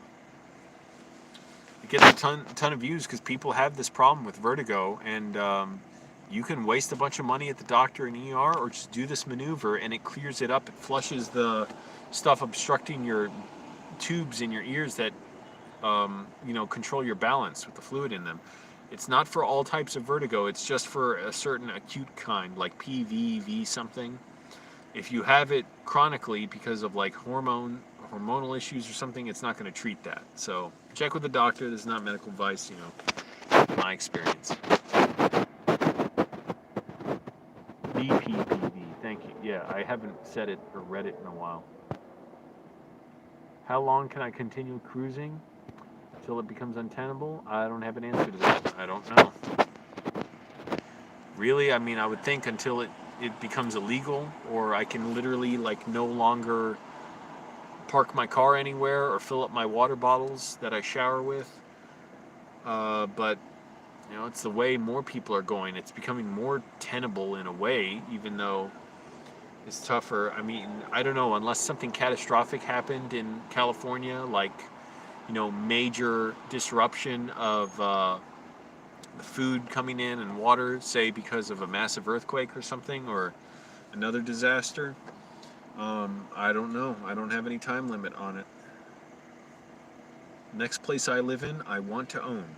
I want to make money working on movies, making my own movies. What am I talking about? Working on them.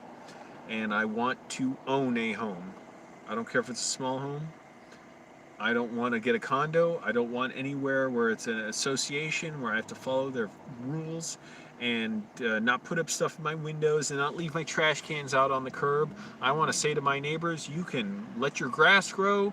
You can, obviously, certain stuff, it becomes disruptive. I get it. You don't want their tree growing into your yard and stuff like that. But I would try and be a cool neighbor. Obviously, you can't rely on everybody to do that.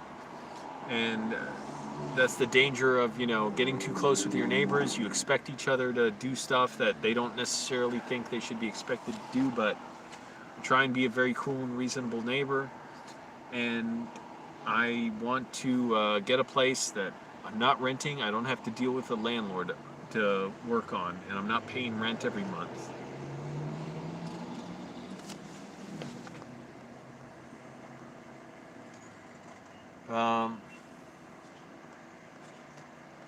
Yeah, I guess I'll probably just do a live stream to commemorate 2 years living in my car. I don't know if I'll do anything else.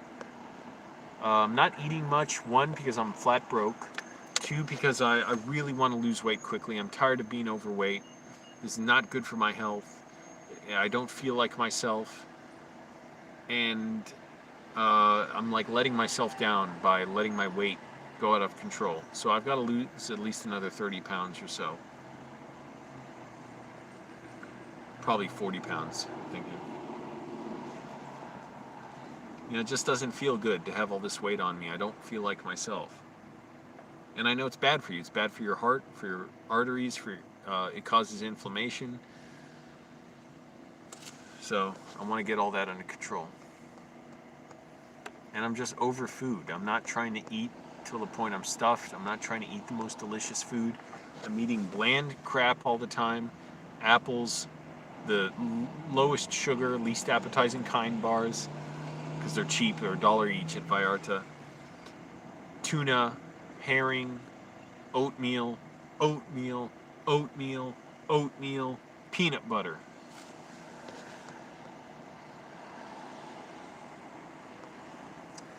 Yeah, definitely. And I've gained weight partly just being in my car, not being disciplined about what I eat, and not thinking how to eat healthy because I can't cook food like I did before. That helped keep me, at a low weight.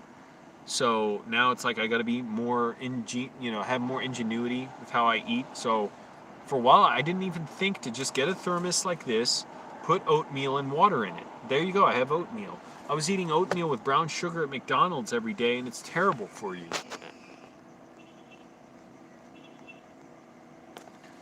And oatmeal's a great meal, and it keeps you full, and it's low calories, and gets your cholesterol down. It's got a bunch of vitamins, fiber. So it's really cheap, especially at the food bank where I get it. It's always there because like they accidentally crushed the lids to it or something, and then they had to tape it up. It's like no problem for me. I'll buy them. I take the lid off my old can, put it on this one because sometimes they don't have lids. It's just tape on there and the sort of paper, coating at the top of the lid.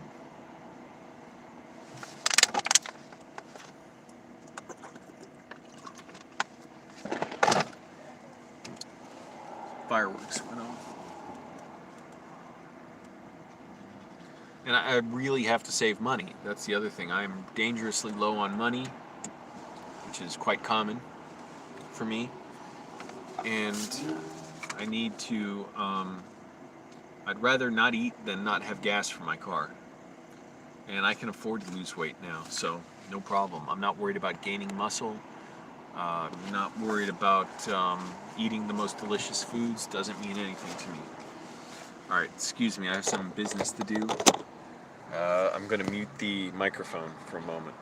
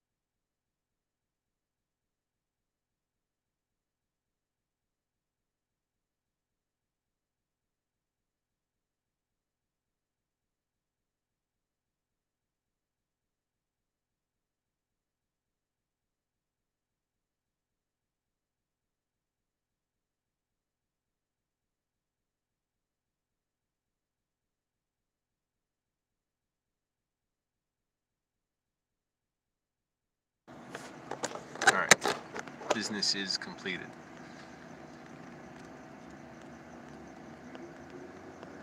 That's good, machine. So far, I've been sleeping all right, but yeah, I'm sure that's true. You definitely don't want to too far undereat. And then, of course, the real challenge is not just losing the weight, but maintaining the weight loss. I know it's the hardest thing because it's weight always you never feel yourself gaining weight when you eat. It's always like a week later. You're like, what the hell? I gained like 10 pounds. So that's the big challenge too, is to think ahead, be careful with what you eat. Click like, everybody. We got a whole bunch of additional people here. We could get those likes up to 50 likes here. Frankly, I demand it. I won't have less than 50 likes. We need this message to get out to people. Stop accepting crap pay. Imagine if this really goes around the world right now and people are like, yeah, let's get together, apply to jobs, form unions, and demand higher pay, demand better treatment. Imagine if every Amazon employee, there's like what? How many in America? 60,000, 80,000? I don't know, maybe more than that. Imagine if they all just said that. Now, I get it. People are scared to. You don't want to be fired. You need the job. You need the money. You don't want to offend your bosses.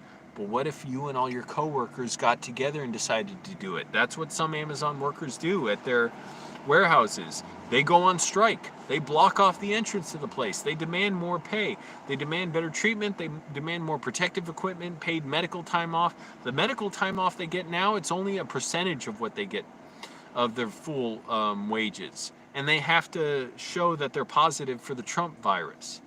So Amazon doesn't want to do anything they don't have to. You have to make them do it. So workers of the world, let's make this the video that goes on the news. And they're saying on the Today Show, a YouTuber who goes by the name Flying Over Trout has whipped up workers into a frenzy to where people are demanding $30 an hour minimum wage. Yes, I said $30 an hour. They're demanding medical insurance, medical coverage, paid vacation time, paid sick time, paid overtime. Hey, Red Strike 2020. Well, I'm lifting weights, so what are you going to do? And I'm not getting hungrier when I lift weights.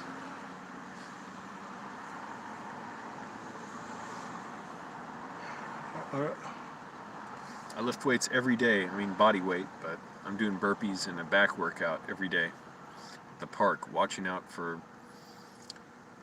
people are high basically and drunk at the park at 6:30 in the morning.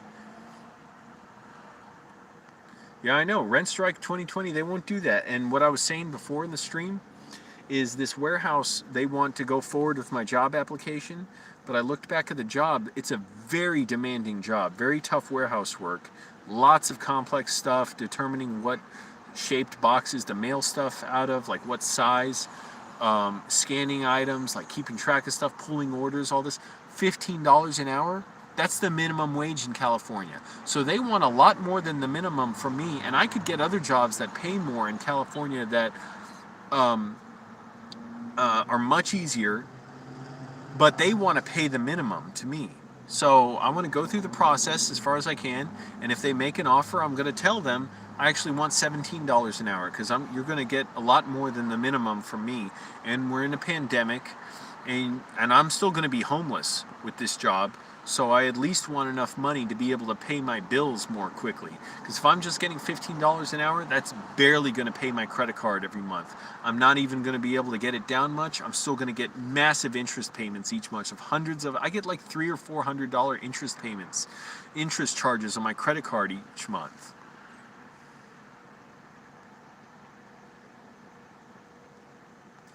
That's right, Rent Strike. That's what you should do. Hi, Taiga. You absolutely should, and I believe in giving landlords. That's what we should do with landlords too. Have tenants unions. There is one in LA. There's tenants unions you can connect to online. There's the LA Tenants Union, and basically they will help you fight for your rights. So landlords can't just intimidate you and get away with it, because that's what they do. They count on it. They count on people being afraid to fight them. They're sociopaths and bullies. They know they can do it because they do it so much, and they can find someone else to rent your place so quickly. But if people get together, protest them, literally one landlord, I saw this, I forget which group did it. I don't know if it was the LA Tenants Union around here. It may have been another tenants group around the country somewhere, but I think it was around LA. A landlord was illegally evicting someone. They organized a really quick demonstration, a short notice demonstration, like everyone show up to this place, protest, they live stream it and stuff. I don't know if they live streamed that one, but they ended up getting the police out there. The police made the landlord go back in, leave the tenant alone, and said, basically you cannot try and illegally evict them. Sometimes the police aren't always good about, enforcing the law on that. Sometimes it's illegal for the landlord to evict them, even though it's a travesty that it's legal to evict them. And the police will still back off because they don't want the problem of having to arrest a bunch of people for that. So they made the landlord back down and basically told him, you can't bully this person for now. And if you come back and do that, then they're going to be able to call us and arrest you. So that's what has to happen. People have to get together so that every time a landlord wants to fuck with you and abuse you, they know, oh, they're going to be in a shitload of trouble for it.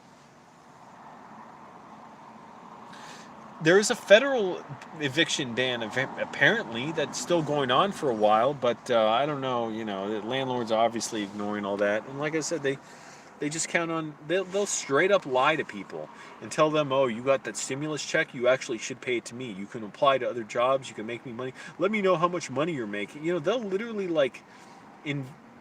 be invasive about people's privacy to find out how much money they're making in order to demand more rent from them. Totally unethical, if not illegal. And where are all the bootlickers, by the way, who fucking love landlords? They're like, well, you got to pay them. You got to pay the landlords. There's no other way.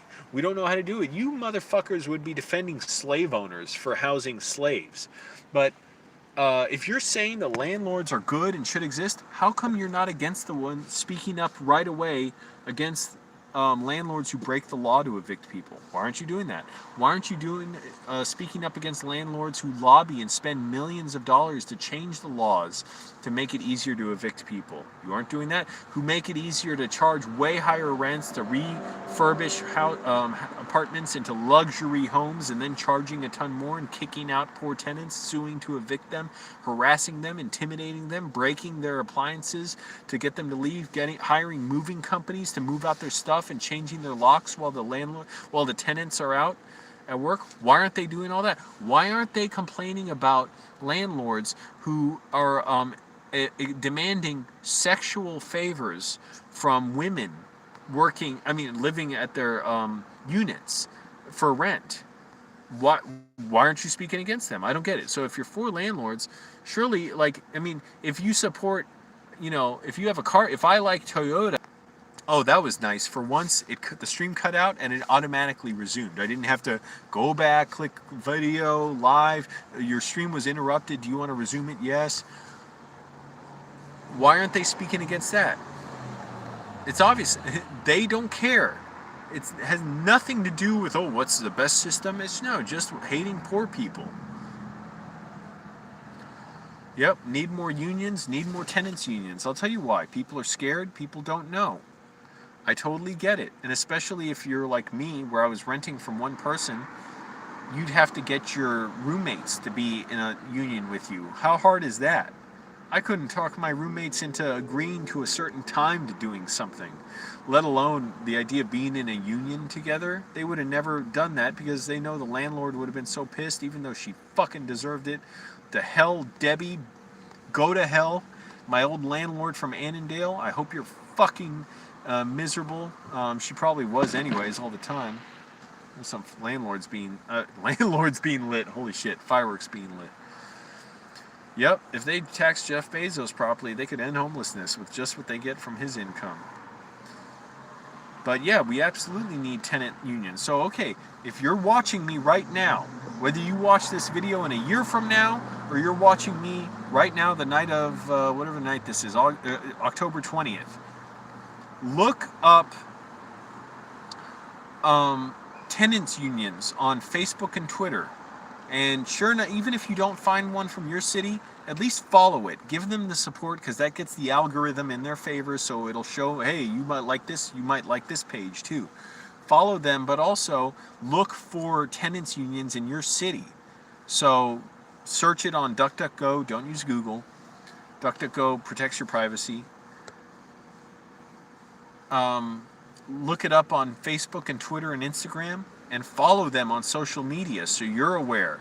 When people know, when they're motivated, when they feel secure in successes, when they get together and they block the courthouses where they're only hearing eviction cases that day, people are motivated. They're like, oh, it's possible. I didn't know it was possible before to do this. That's landlords' problems. How to deal with tenants they don't like? Too bad. That's great, Rent Strike 2020.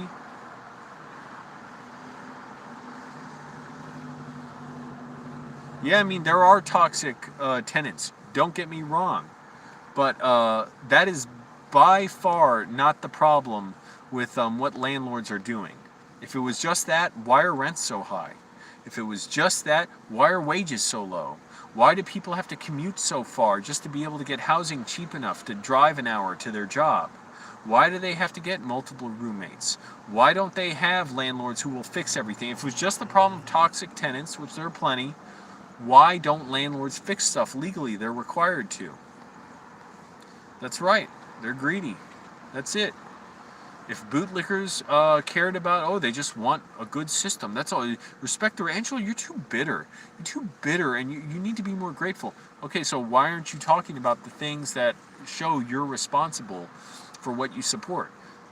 Oppose landlords who bully people, who illegally sue people to evict them, who intimidate them, who have lawyers on their side, but the tenants are entitled to lawyers and don't get them on their side, who harass impoverished and sick people, who lobby to make housing so much more expensive, to make laws that zone land for more high-income housing that they can rent for higher prices, but wages aren't going up in the area. And then what do? When they get on the radio and they go online on social media and they call into shows, they complain about poor people and homeless people.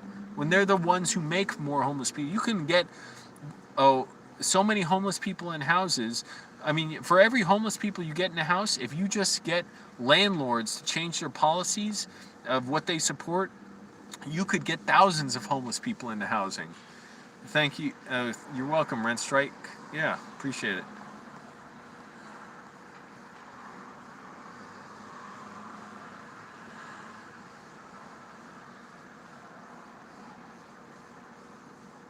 Yep, no doubt. Rent Strike 2020, of course, the landlord threatened to beat you up. My landlord practically threatened to beat me up when I made that video about my house in Annandale. She wanted to come over and with her husband at 11 o'clock at night. I should have let her come over and filmed it and called the cops on her. That would have been a fucking amazing video. But as it was, she lost. She completely backed down after that because the news was getting all over it. They called her family to get their side of the story. The Washington Post reported on it. And in the end, she sent her fucking mom and father-in-law, or was it her mother-in-law? And I think her mom and father-in-law to come over and try and make peace with me and do a bunch of repairs that they're legally required to do. But it was too late. I was moving out. Fuck them. And even the mom and the father-in-law were selfish douchebags too. Didn't want to fix stuff. They're like, no, it's not our problem. Okay, you get nothing from me. I moved out. And even when I had a good landlord after that, a nice one, still made me sick after a while. The fact that I'm a grown adult and this person knows where I am at pretty much all times. They know how much money I make, basically. They know how much I'm paying them. I have to go to them for repairs. I have to tiptoe around them. So even a good landlord is still a bad landlord and still an exploiter. What I was paying in rent in Arlington, $760 a month, was making me go broke. I had no social life. I was having to work nights and work days at doing YouTube stuff and real estate videos for a time. And I could barely afford food. I was maxing out my credit cards constantly. And my rent could pay mortgages in other parts of the country.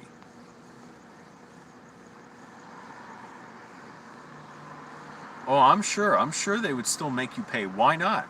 Why wouldn't they? Because what are you going to do? Go to court and say, well, I did the sexual favor like he asked, and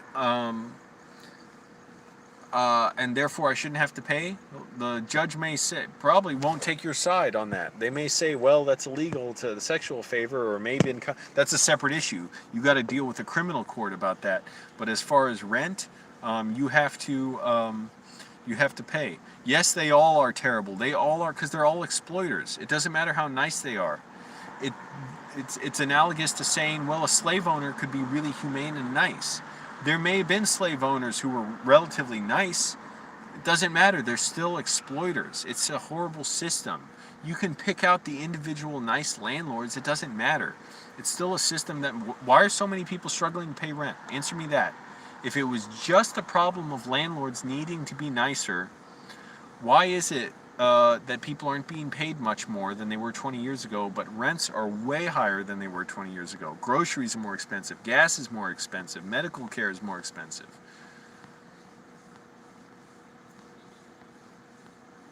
Yeah, it's just terrible. Click like, everyone. I demand it of you. Click like every single person out there. Let's get people following their tenant unions, trying to form unions around each other. What was I thinking? Chris Smalls, the guy fired from Amazon for trying to form a union, he started a group called I think it's called the Congress of Essential Workers, where they're demanding $30 an hour minimum wage, paid medical leave, paid vacation leave, I think, I assume, I can't remember specifically, paid overtime after 40 hours a week. I can't remember what else. But, more worker protections, like protective equipment for Amazon employees. Amazon, the higher-ups, intervened to fire him. And when they fired him, they said, it's because he wouldn't follow safety procedure. Oh, so that was the first time... So they said it had nothing to do with his unionizing. That's what Jay Carney said. Obama's former press secretary. Works for Amazon now. Hey, class knows class. The rich stick together, the poor got to stick together now. Stop licking the rich's boots. They knew that, they were saying, they were explaining it like, oh, don't worry, no. He wasn't fired for trying to unionize. We don't do that. We allow that. So they were trying to basically treat us like people, like we're so gullible that they were saying, no, we didn't. He's the first employee ever in the history of any corporation who was trying to unionize vocally and was not fired for his union activities, but was just fired for a completely unrelated reason. And no, it's not that we just found an excuse to fire him, of some pretense to fire him, when it was for his union activities. And it was leaked emails were going around internally. It may have gone to Jeff Bezos, I can't remember, calling the guy stupid. Chris Smalls, I think is his name. And now he's trying... I don't know how he had the courage to even do this in the first place. I don't know how you approach coworkers to discuss a union in the first place, because it would seem to me everybody would be scared of getting fired. But Chris Smalls is forming this thing. I should look it up and try and join. We should all join. Everybody watching this video. There's going to be probably hundreds of people who watch this video within the next few days. Join the Chris Smalls, whatever it is, look it up. Chris Smalls Congress of Essential Workers. I think that's what it's called. But I know if you search it on DuckDuckGo, don't look on Google, another horrible company, I'm sure you'll find it. And try and join it. Even if it's just a newsletter or something, be connected to something.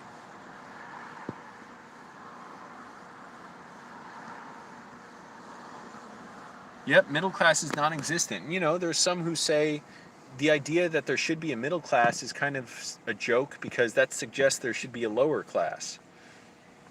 So, there should be, mobility with everybody. Everybody should be able to live decently. So we got to do it. Let this be the video that Trump gets all pissed off and upset about, and be like, "Oh, I hear about these Antifa, these troublemakers, these looters and rioters.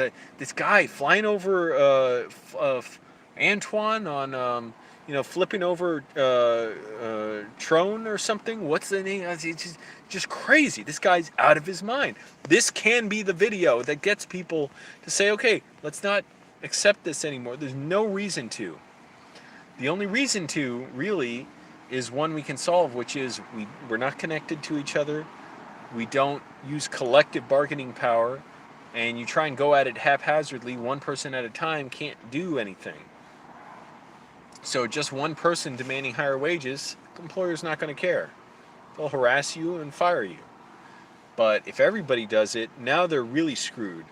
Well, thank you, Happy Life. I'm still trying to lose weight. I'm sure I lost maybe a pound or so in the last day or so, but I'm still trying to lose a good 35 pounds at least. I've gained some weight in the last week.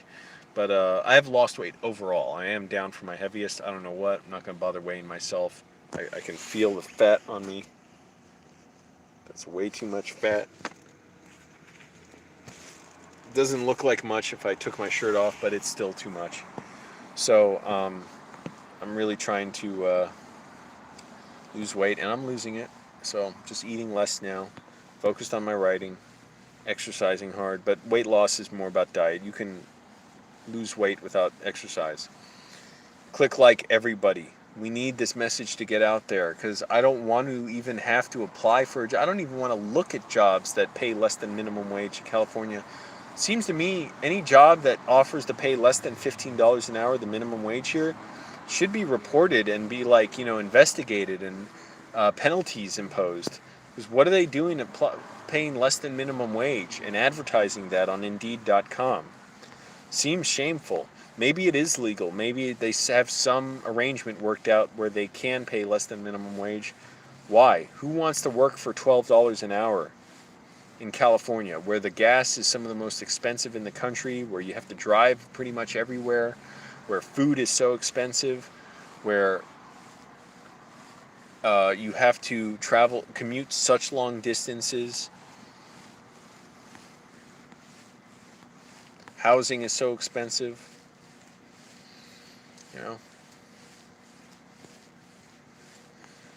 So anyways, I've been ranting a lot tonight. But yeah, join tenants unions, join workers unions. I hated unions when I was younger. I absolutely hated them. Now, I think we should join them. Yeah, it's not perfect. It's not an answer to everything. There are bad union members too. There are racist unions. A lot of unions are racist, I'm sure. So it's like, yeah, they want to protect white workers, but not black and brown workers. But, you got to do something. I mean, you got to make some steps.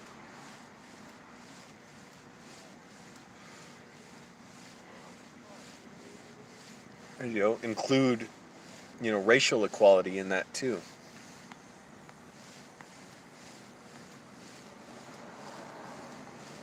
So click like. I demand it. I require it. Frankly, anything less is disrespectful, because I'm sending the good news out there. I'm preaching the good news that we don't have to take this crap. We can, we must, we will blow up the moon. We will demand more wages, and we can get, medical coverage from our bosses. Not that we should have to, but we can at least, or if nothing else, better wages. That really should be it. And if you fire someone, you have to document it, and it can't be for no reason. You got to accommodate handicapped people at your job. I'm sure a lot of jobs screw around with that.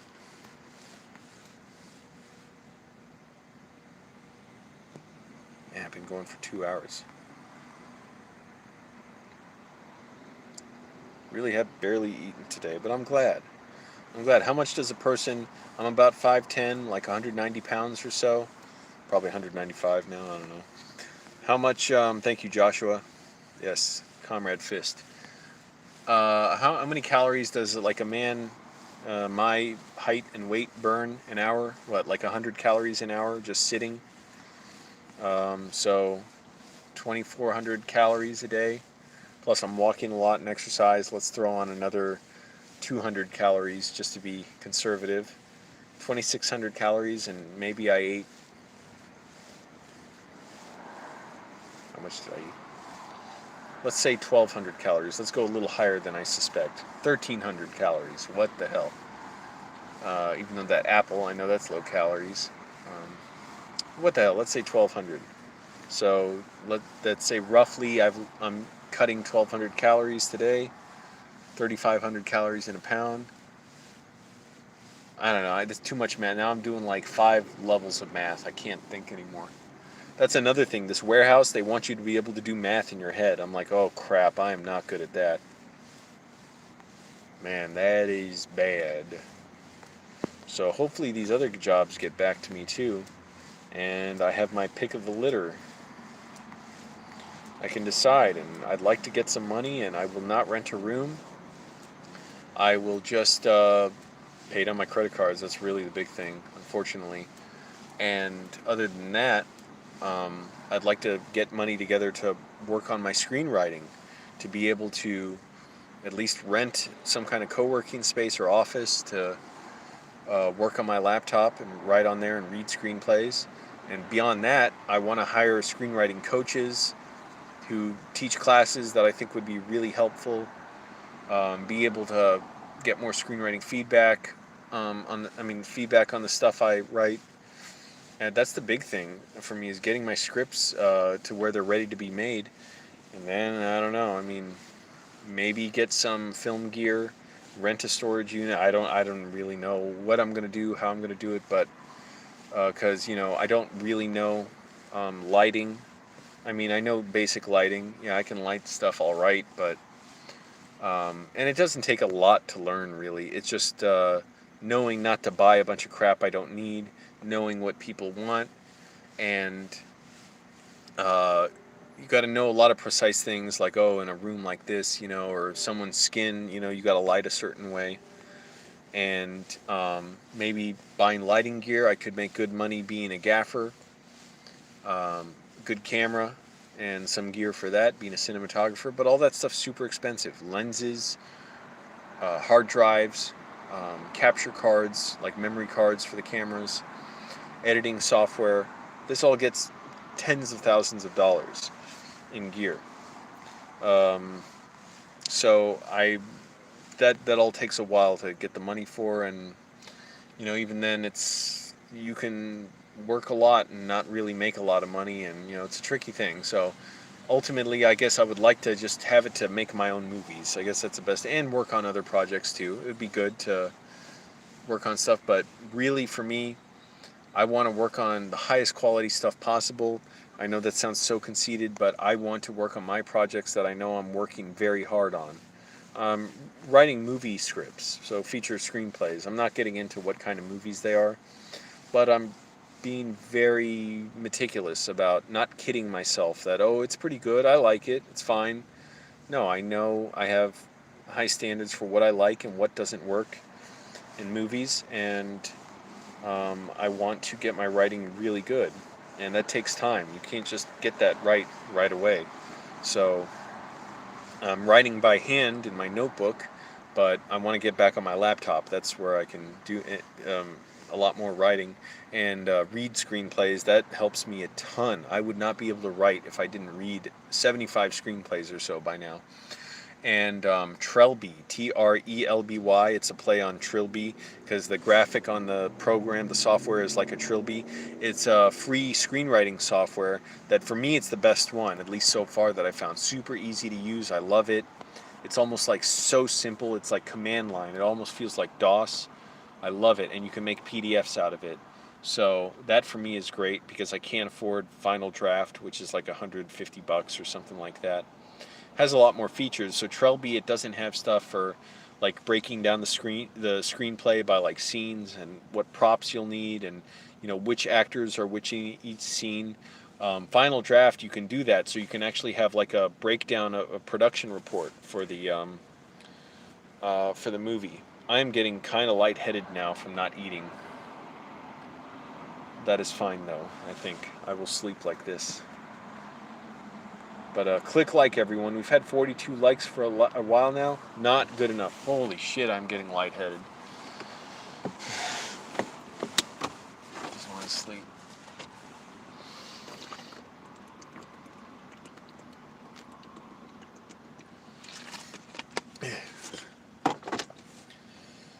That's better.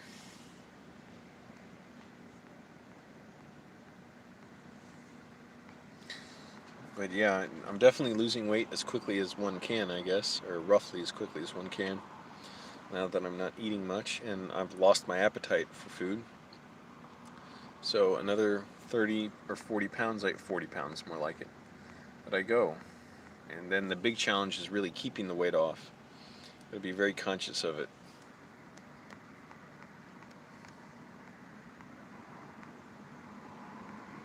The worst thing is for me is just incrementally eating more and more. Like, oh, I eat a little more, it's fine, a little more, and then you don't notice until a week or two later, oh, I've gained weight.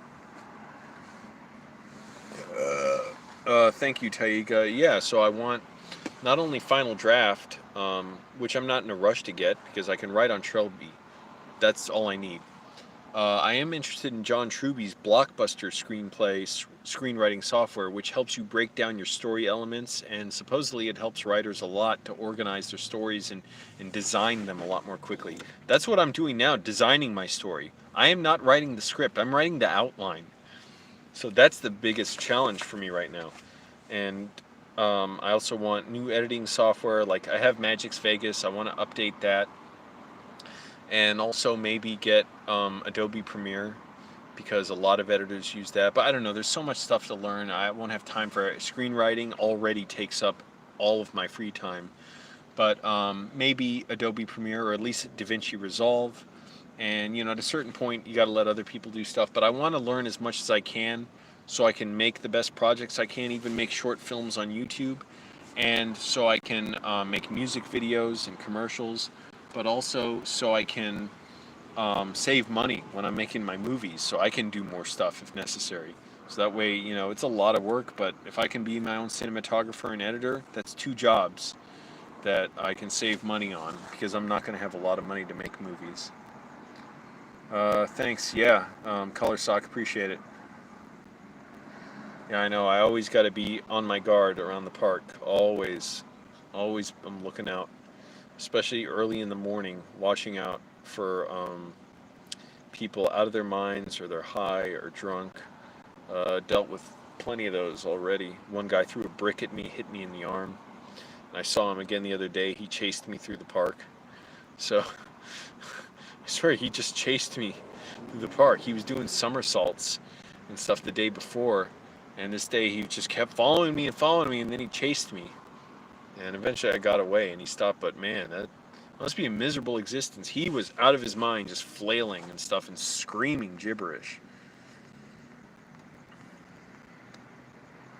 But yeah, click like 43 likes. We've got 17 people here now, and a bunch of the other likes have left. So now we need to get it up to 45 likes right now. If you have not clicked like, what are you waiting for?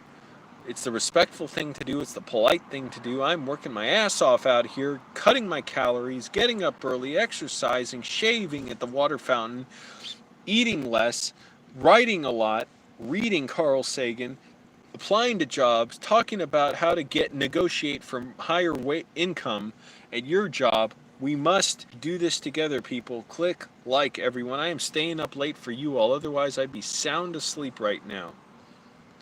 Yeah, running away from that guy, it was good cardio.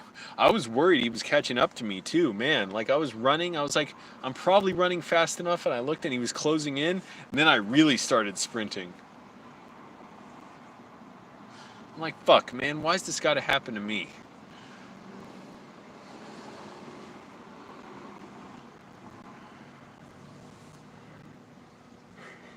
Oh, excuse me.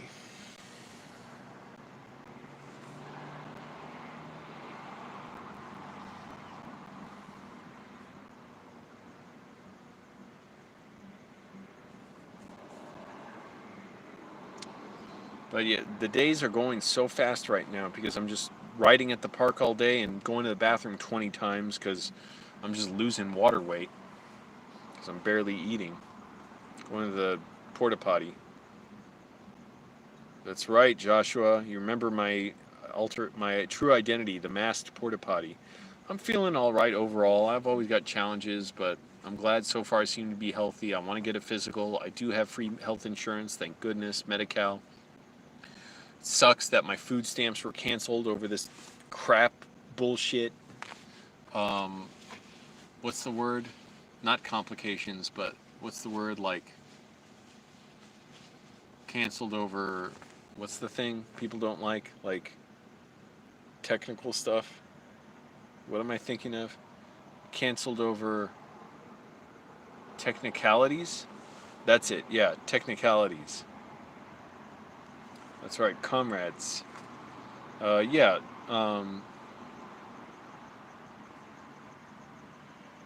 It was canceled for technicalities, so that's $200 a month I could have saved this month on food. But I'm glad I had food stamps while it lasted. I could apply again. I don't know. Maybe I will. Shit. No, my old landlord was just a greedy asshole, a pig, who had luxury cars, had a beautiful home. I was in her home once when I first got the place and I signed the lease. She had a beautiful place, luxury, at least one Mercedes. I forget the other car. I think it might have also been a Mercedes. And we lived in shit.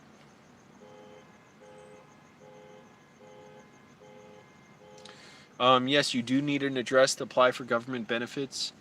So a friend let me use his place for a while, and then from that place, I had my bills switched to his place, and then I was able to get a mailbox. You can't even get a mailbox without a previous address, so I was lucky he let me use his place. But you can't use a P.O. box, or you might be able to, but you need an address first to switch to a P.O. box. And I don't quite get how all that works, and certain places won't deliver to P.O. boxes anyways. So you can also use a homeless shelter. They will let you use them, but kind of a hassle for me. I'm like, screw it. I'll use my friend's place, and then I got the mailbox. Well, yeah, everything costs money. Fortunately, the mailbox I got is pretty cheap. It's like $100 for 6 months, something like that. It's cheaper than at a UPS store.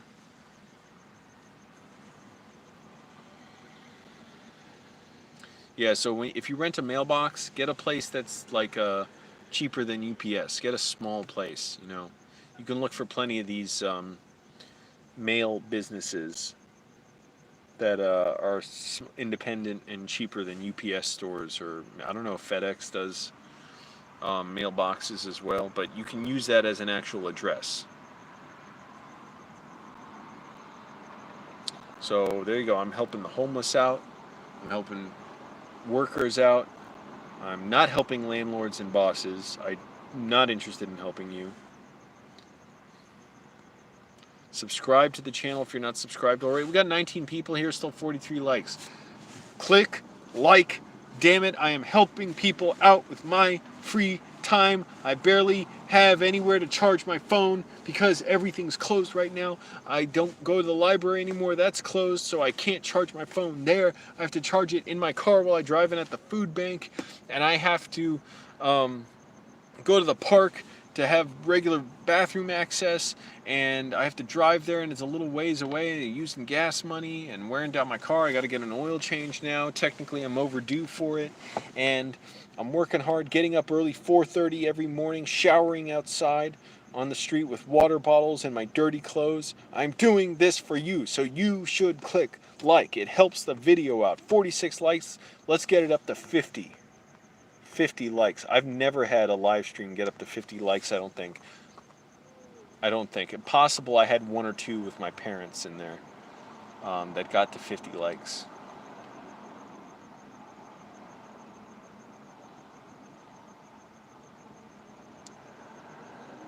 Don't know. 45 likes, we dropped one. It's the scumbag who did that. Dirtbag. 44 likes, went down even further.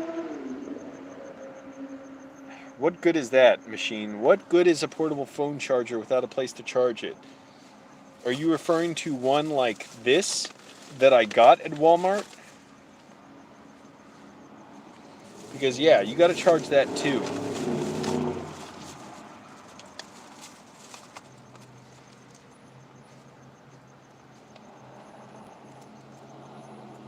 I am doing this for you all, and you owe it to me to click like, because that gets YouTube algorithm to share the video more.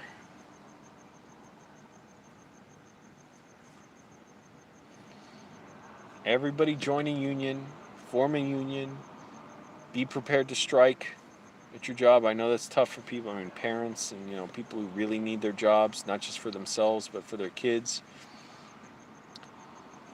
But it's the only way. The only way these companies will pay more if workers refuse to show up. Only way my landlord at Annandale would fix stuff, I had to make a video that got 120,000 views and that humiliated her and made her furious, and finally she knew she was wrong and she had to fix stuff.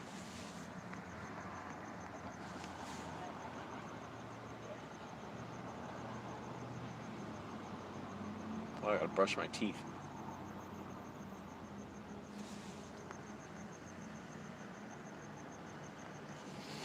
So click like, everyone. I am giving away, well, it went way down in likes, but I am giving away free advice for everybody for how, and it starts right here, because I'm going to ask this job I'm applying for to give me $17 an hour, not $15 an hour. I'm going to tell them, you're not even giving me like more than minimum wage, but you want way more than the minimum from me. You want a ton from me. Ow, my leg hurts.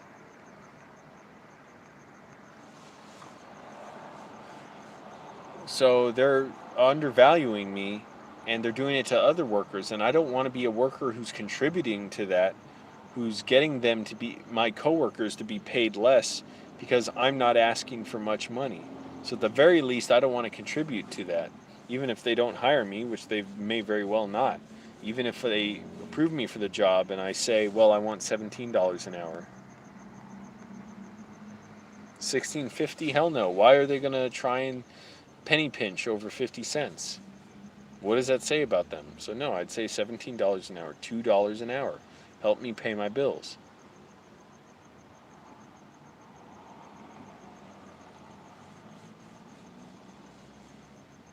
Two and a half hours. Man, this phone keeps a charge a long time.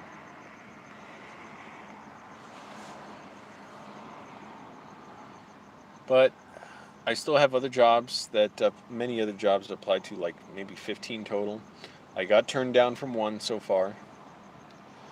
But as for the rest, still open. A lot of them do pay more than $15 an hour, so I'm waiting to see. Maybe by the end of this week, I'll have a clearer choice to make.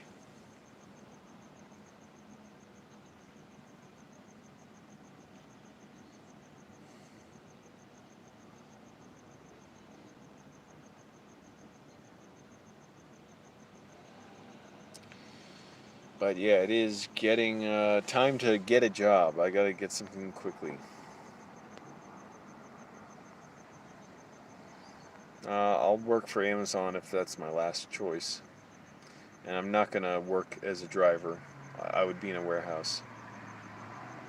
I'm looking for either film jobs, which I'm not that qualified for most of them, or because a lot of them are not on like film sets themselves. It's like in a building that's like a production studio or post-production studio that requires certain skills, or warehouse work, because I don't want to work with customers.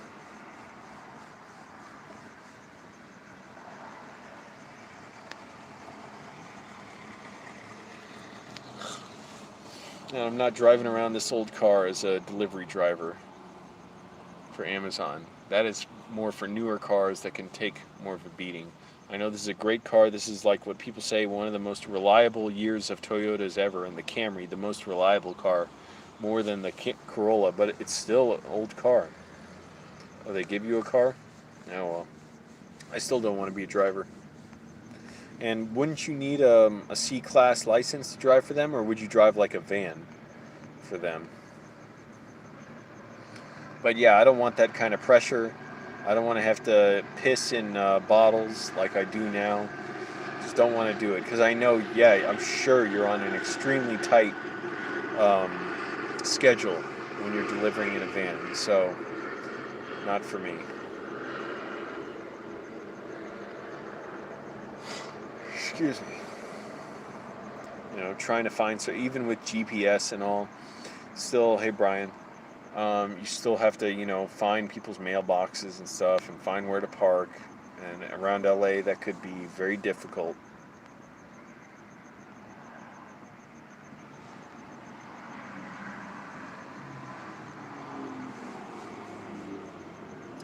So, I'm not interested. I might consider working in an Amazon warehouse because they hire people quickly. They don't require resumes, so I'd rather work there.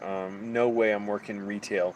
Stock work I would consider. I don't want to do it at a big store though, a big company, because I know they just don't care about employees as much. That's how they get that big.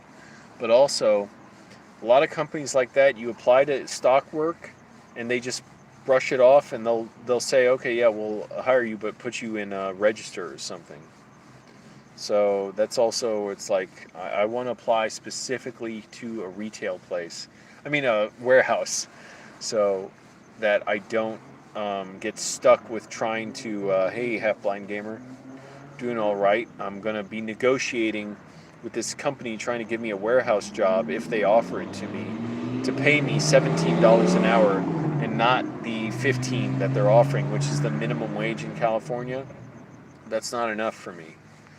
So it's underpaying me because it's a very demanding job, and 15 is the minimum, and yet they don't want the minimum from me. They want way more than that. So that's what I'm kind of stressed over, and it's only one job. I've applied to like 15. I'm going to keep applying. I'm going to wait to hear from more, hopefully this week, and just see. And the thing is, if this job's only giving me 15, and well, I don't know. Maybe I'll try and go for it anyways. I don't know, because I do need to make money. That's the thing. Um, but it is a really tough job from the sounds of it. I got to see what the people are like, and then ultimately I want to make my offer and say, okay, but I want $17 an hour. $15 is minimum wage. I could get much easier jobs that they offer more pay than that. But also, you're not even offering any hazard pay for the Trump virus, and this is very demanding work that you want someone to be able to make quick decisions and be physically in good shape and mentally sharp while working, a full shift and making quick decisions. So, like with, a lot of stuff that's got to be picked and sent out. So, $15 isn't enough for that. I'll still be homeless at $15. I say I'll still be homeless at 17, but at least I'll be able to pay down my bills a little quicker, and I won't have to worry as much about, what I'm spending on food. Not that I'm trying to spend a lot on food. Groundskeeper is tough too. A lot of those groundskeeper jobs, they have a lot of requirements for you to get it.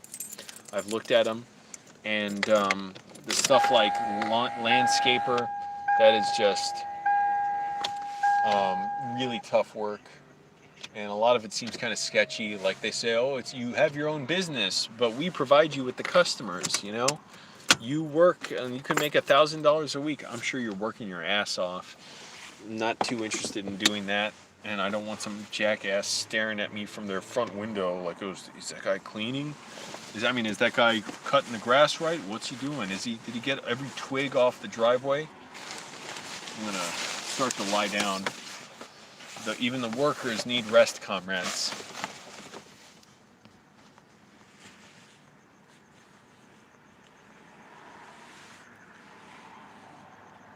Got to come up with a nice script. Well, yeah, and actually I've done a lot of sales training. I've studied Jordan Belfort's sales system a lot, even though he's turned out to be a right-wing douchebag as well. And it's going to get dark in here because I'm going to cover up the windows with my cardboard. Read that. This is, passenger. But he has a great sales system. I learned a lot about how to persuade and influence, and it changed my life, really, learning that as far as how I look at myself and my self-talk.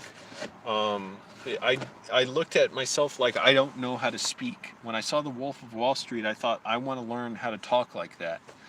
And I studied it, and it's great. But I want to incorporate that, and it just gave me more self-confidence. So I want to incorporate that into how I talk to them, which is very simple and straightforward. I want to go through the process, interview, and after all that, hopefully it's going to be scary. I hate confronting people with money issues, but tell them, look, this requires a lot. $15 is minimum wage, but I'm going to give a lot more than my minimum. I want $17 an hour. That's not even including anything like hazard pay. That is just because you want someone who's very dedicated to the job. I'm homeless. I'm going to remain homeless. This is not enough to, I don't even know if it's full 40 hours a week, but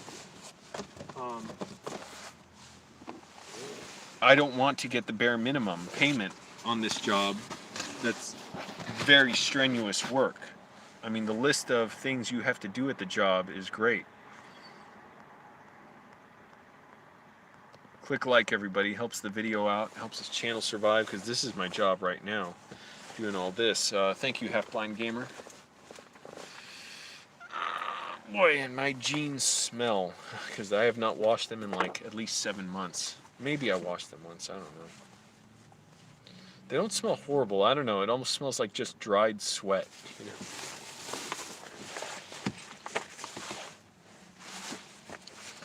Getting ready to lie down. And even though I could stream for hours, gotta get up early tomorrow, 4:30 in the morning again. It's 9:19, damn it. I wanted to be really asleep by 7, but that's fine, I wanted to stream. And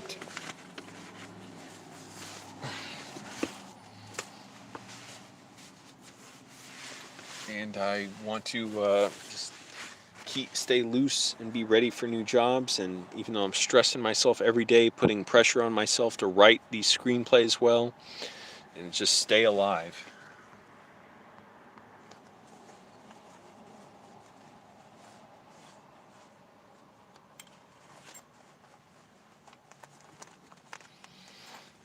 Oh boy, it's like, yeah, I don't know. Not a horrible smell, like I said, just, it's an odd one. It's kind of hypnotic, the smell of my jeans.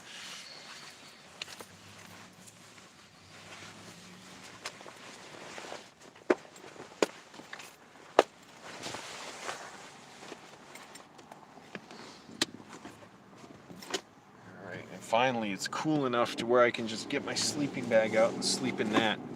It's always an awkward thing when it's like, I know it's going to get colder by like 4 in the morning, 3 in the morning really, but it's not cold enough to be in my sleeping bag. I'm going to be sweating in it, too hot, going to the bathroom, having headaches. So it's like I lie down just under a blanket, or even not under the blanket just next to me, so when it gets cold enough I'll pull it over me, and then I inevitably wake up at like 3 in the morning, and then it's cold, and then I've got to get in my sleeping bag. So it's nice not having to do all that. But this company's got to pay Angelo. They got to pay the piper. You ain't getting all that work for $15 an hour. $15 an hour, I was a bouncer for $15 an hour. My employer was good enough to pay me that in Virginia. And the work was way easier than what this warehouse job describes.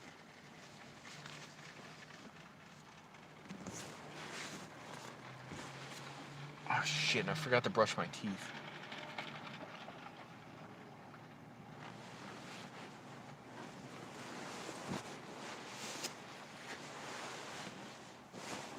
Yep.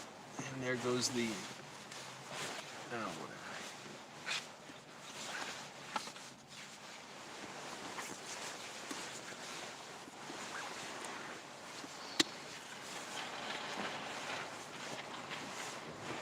And must remember to, once in a while I've forgotten, put my water bottles in the sleeping bag next to my legs to warm them up with my body heat, so they're slightly warm in the morning. Doesn't take much just to make them comfortable. It's just a few degrees temperature change.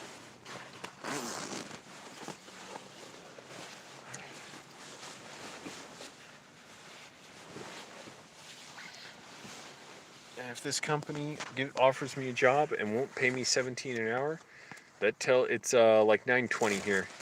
That tells me how they would want to treat me, which is work me like to the bone, work me like crazy, but not even pay me adequately. Because $15 an hour is really not even enough to get ahead on my credit card. Here, I'd barely make a dent in it because I get interest charges every month that are like $300 a month. So I've got to go well beyond that just to get it down to where the interest charges will get smaller. You hear me? Not even go away, just smaller.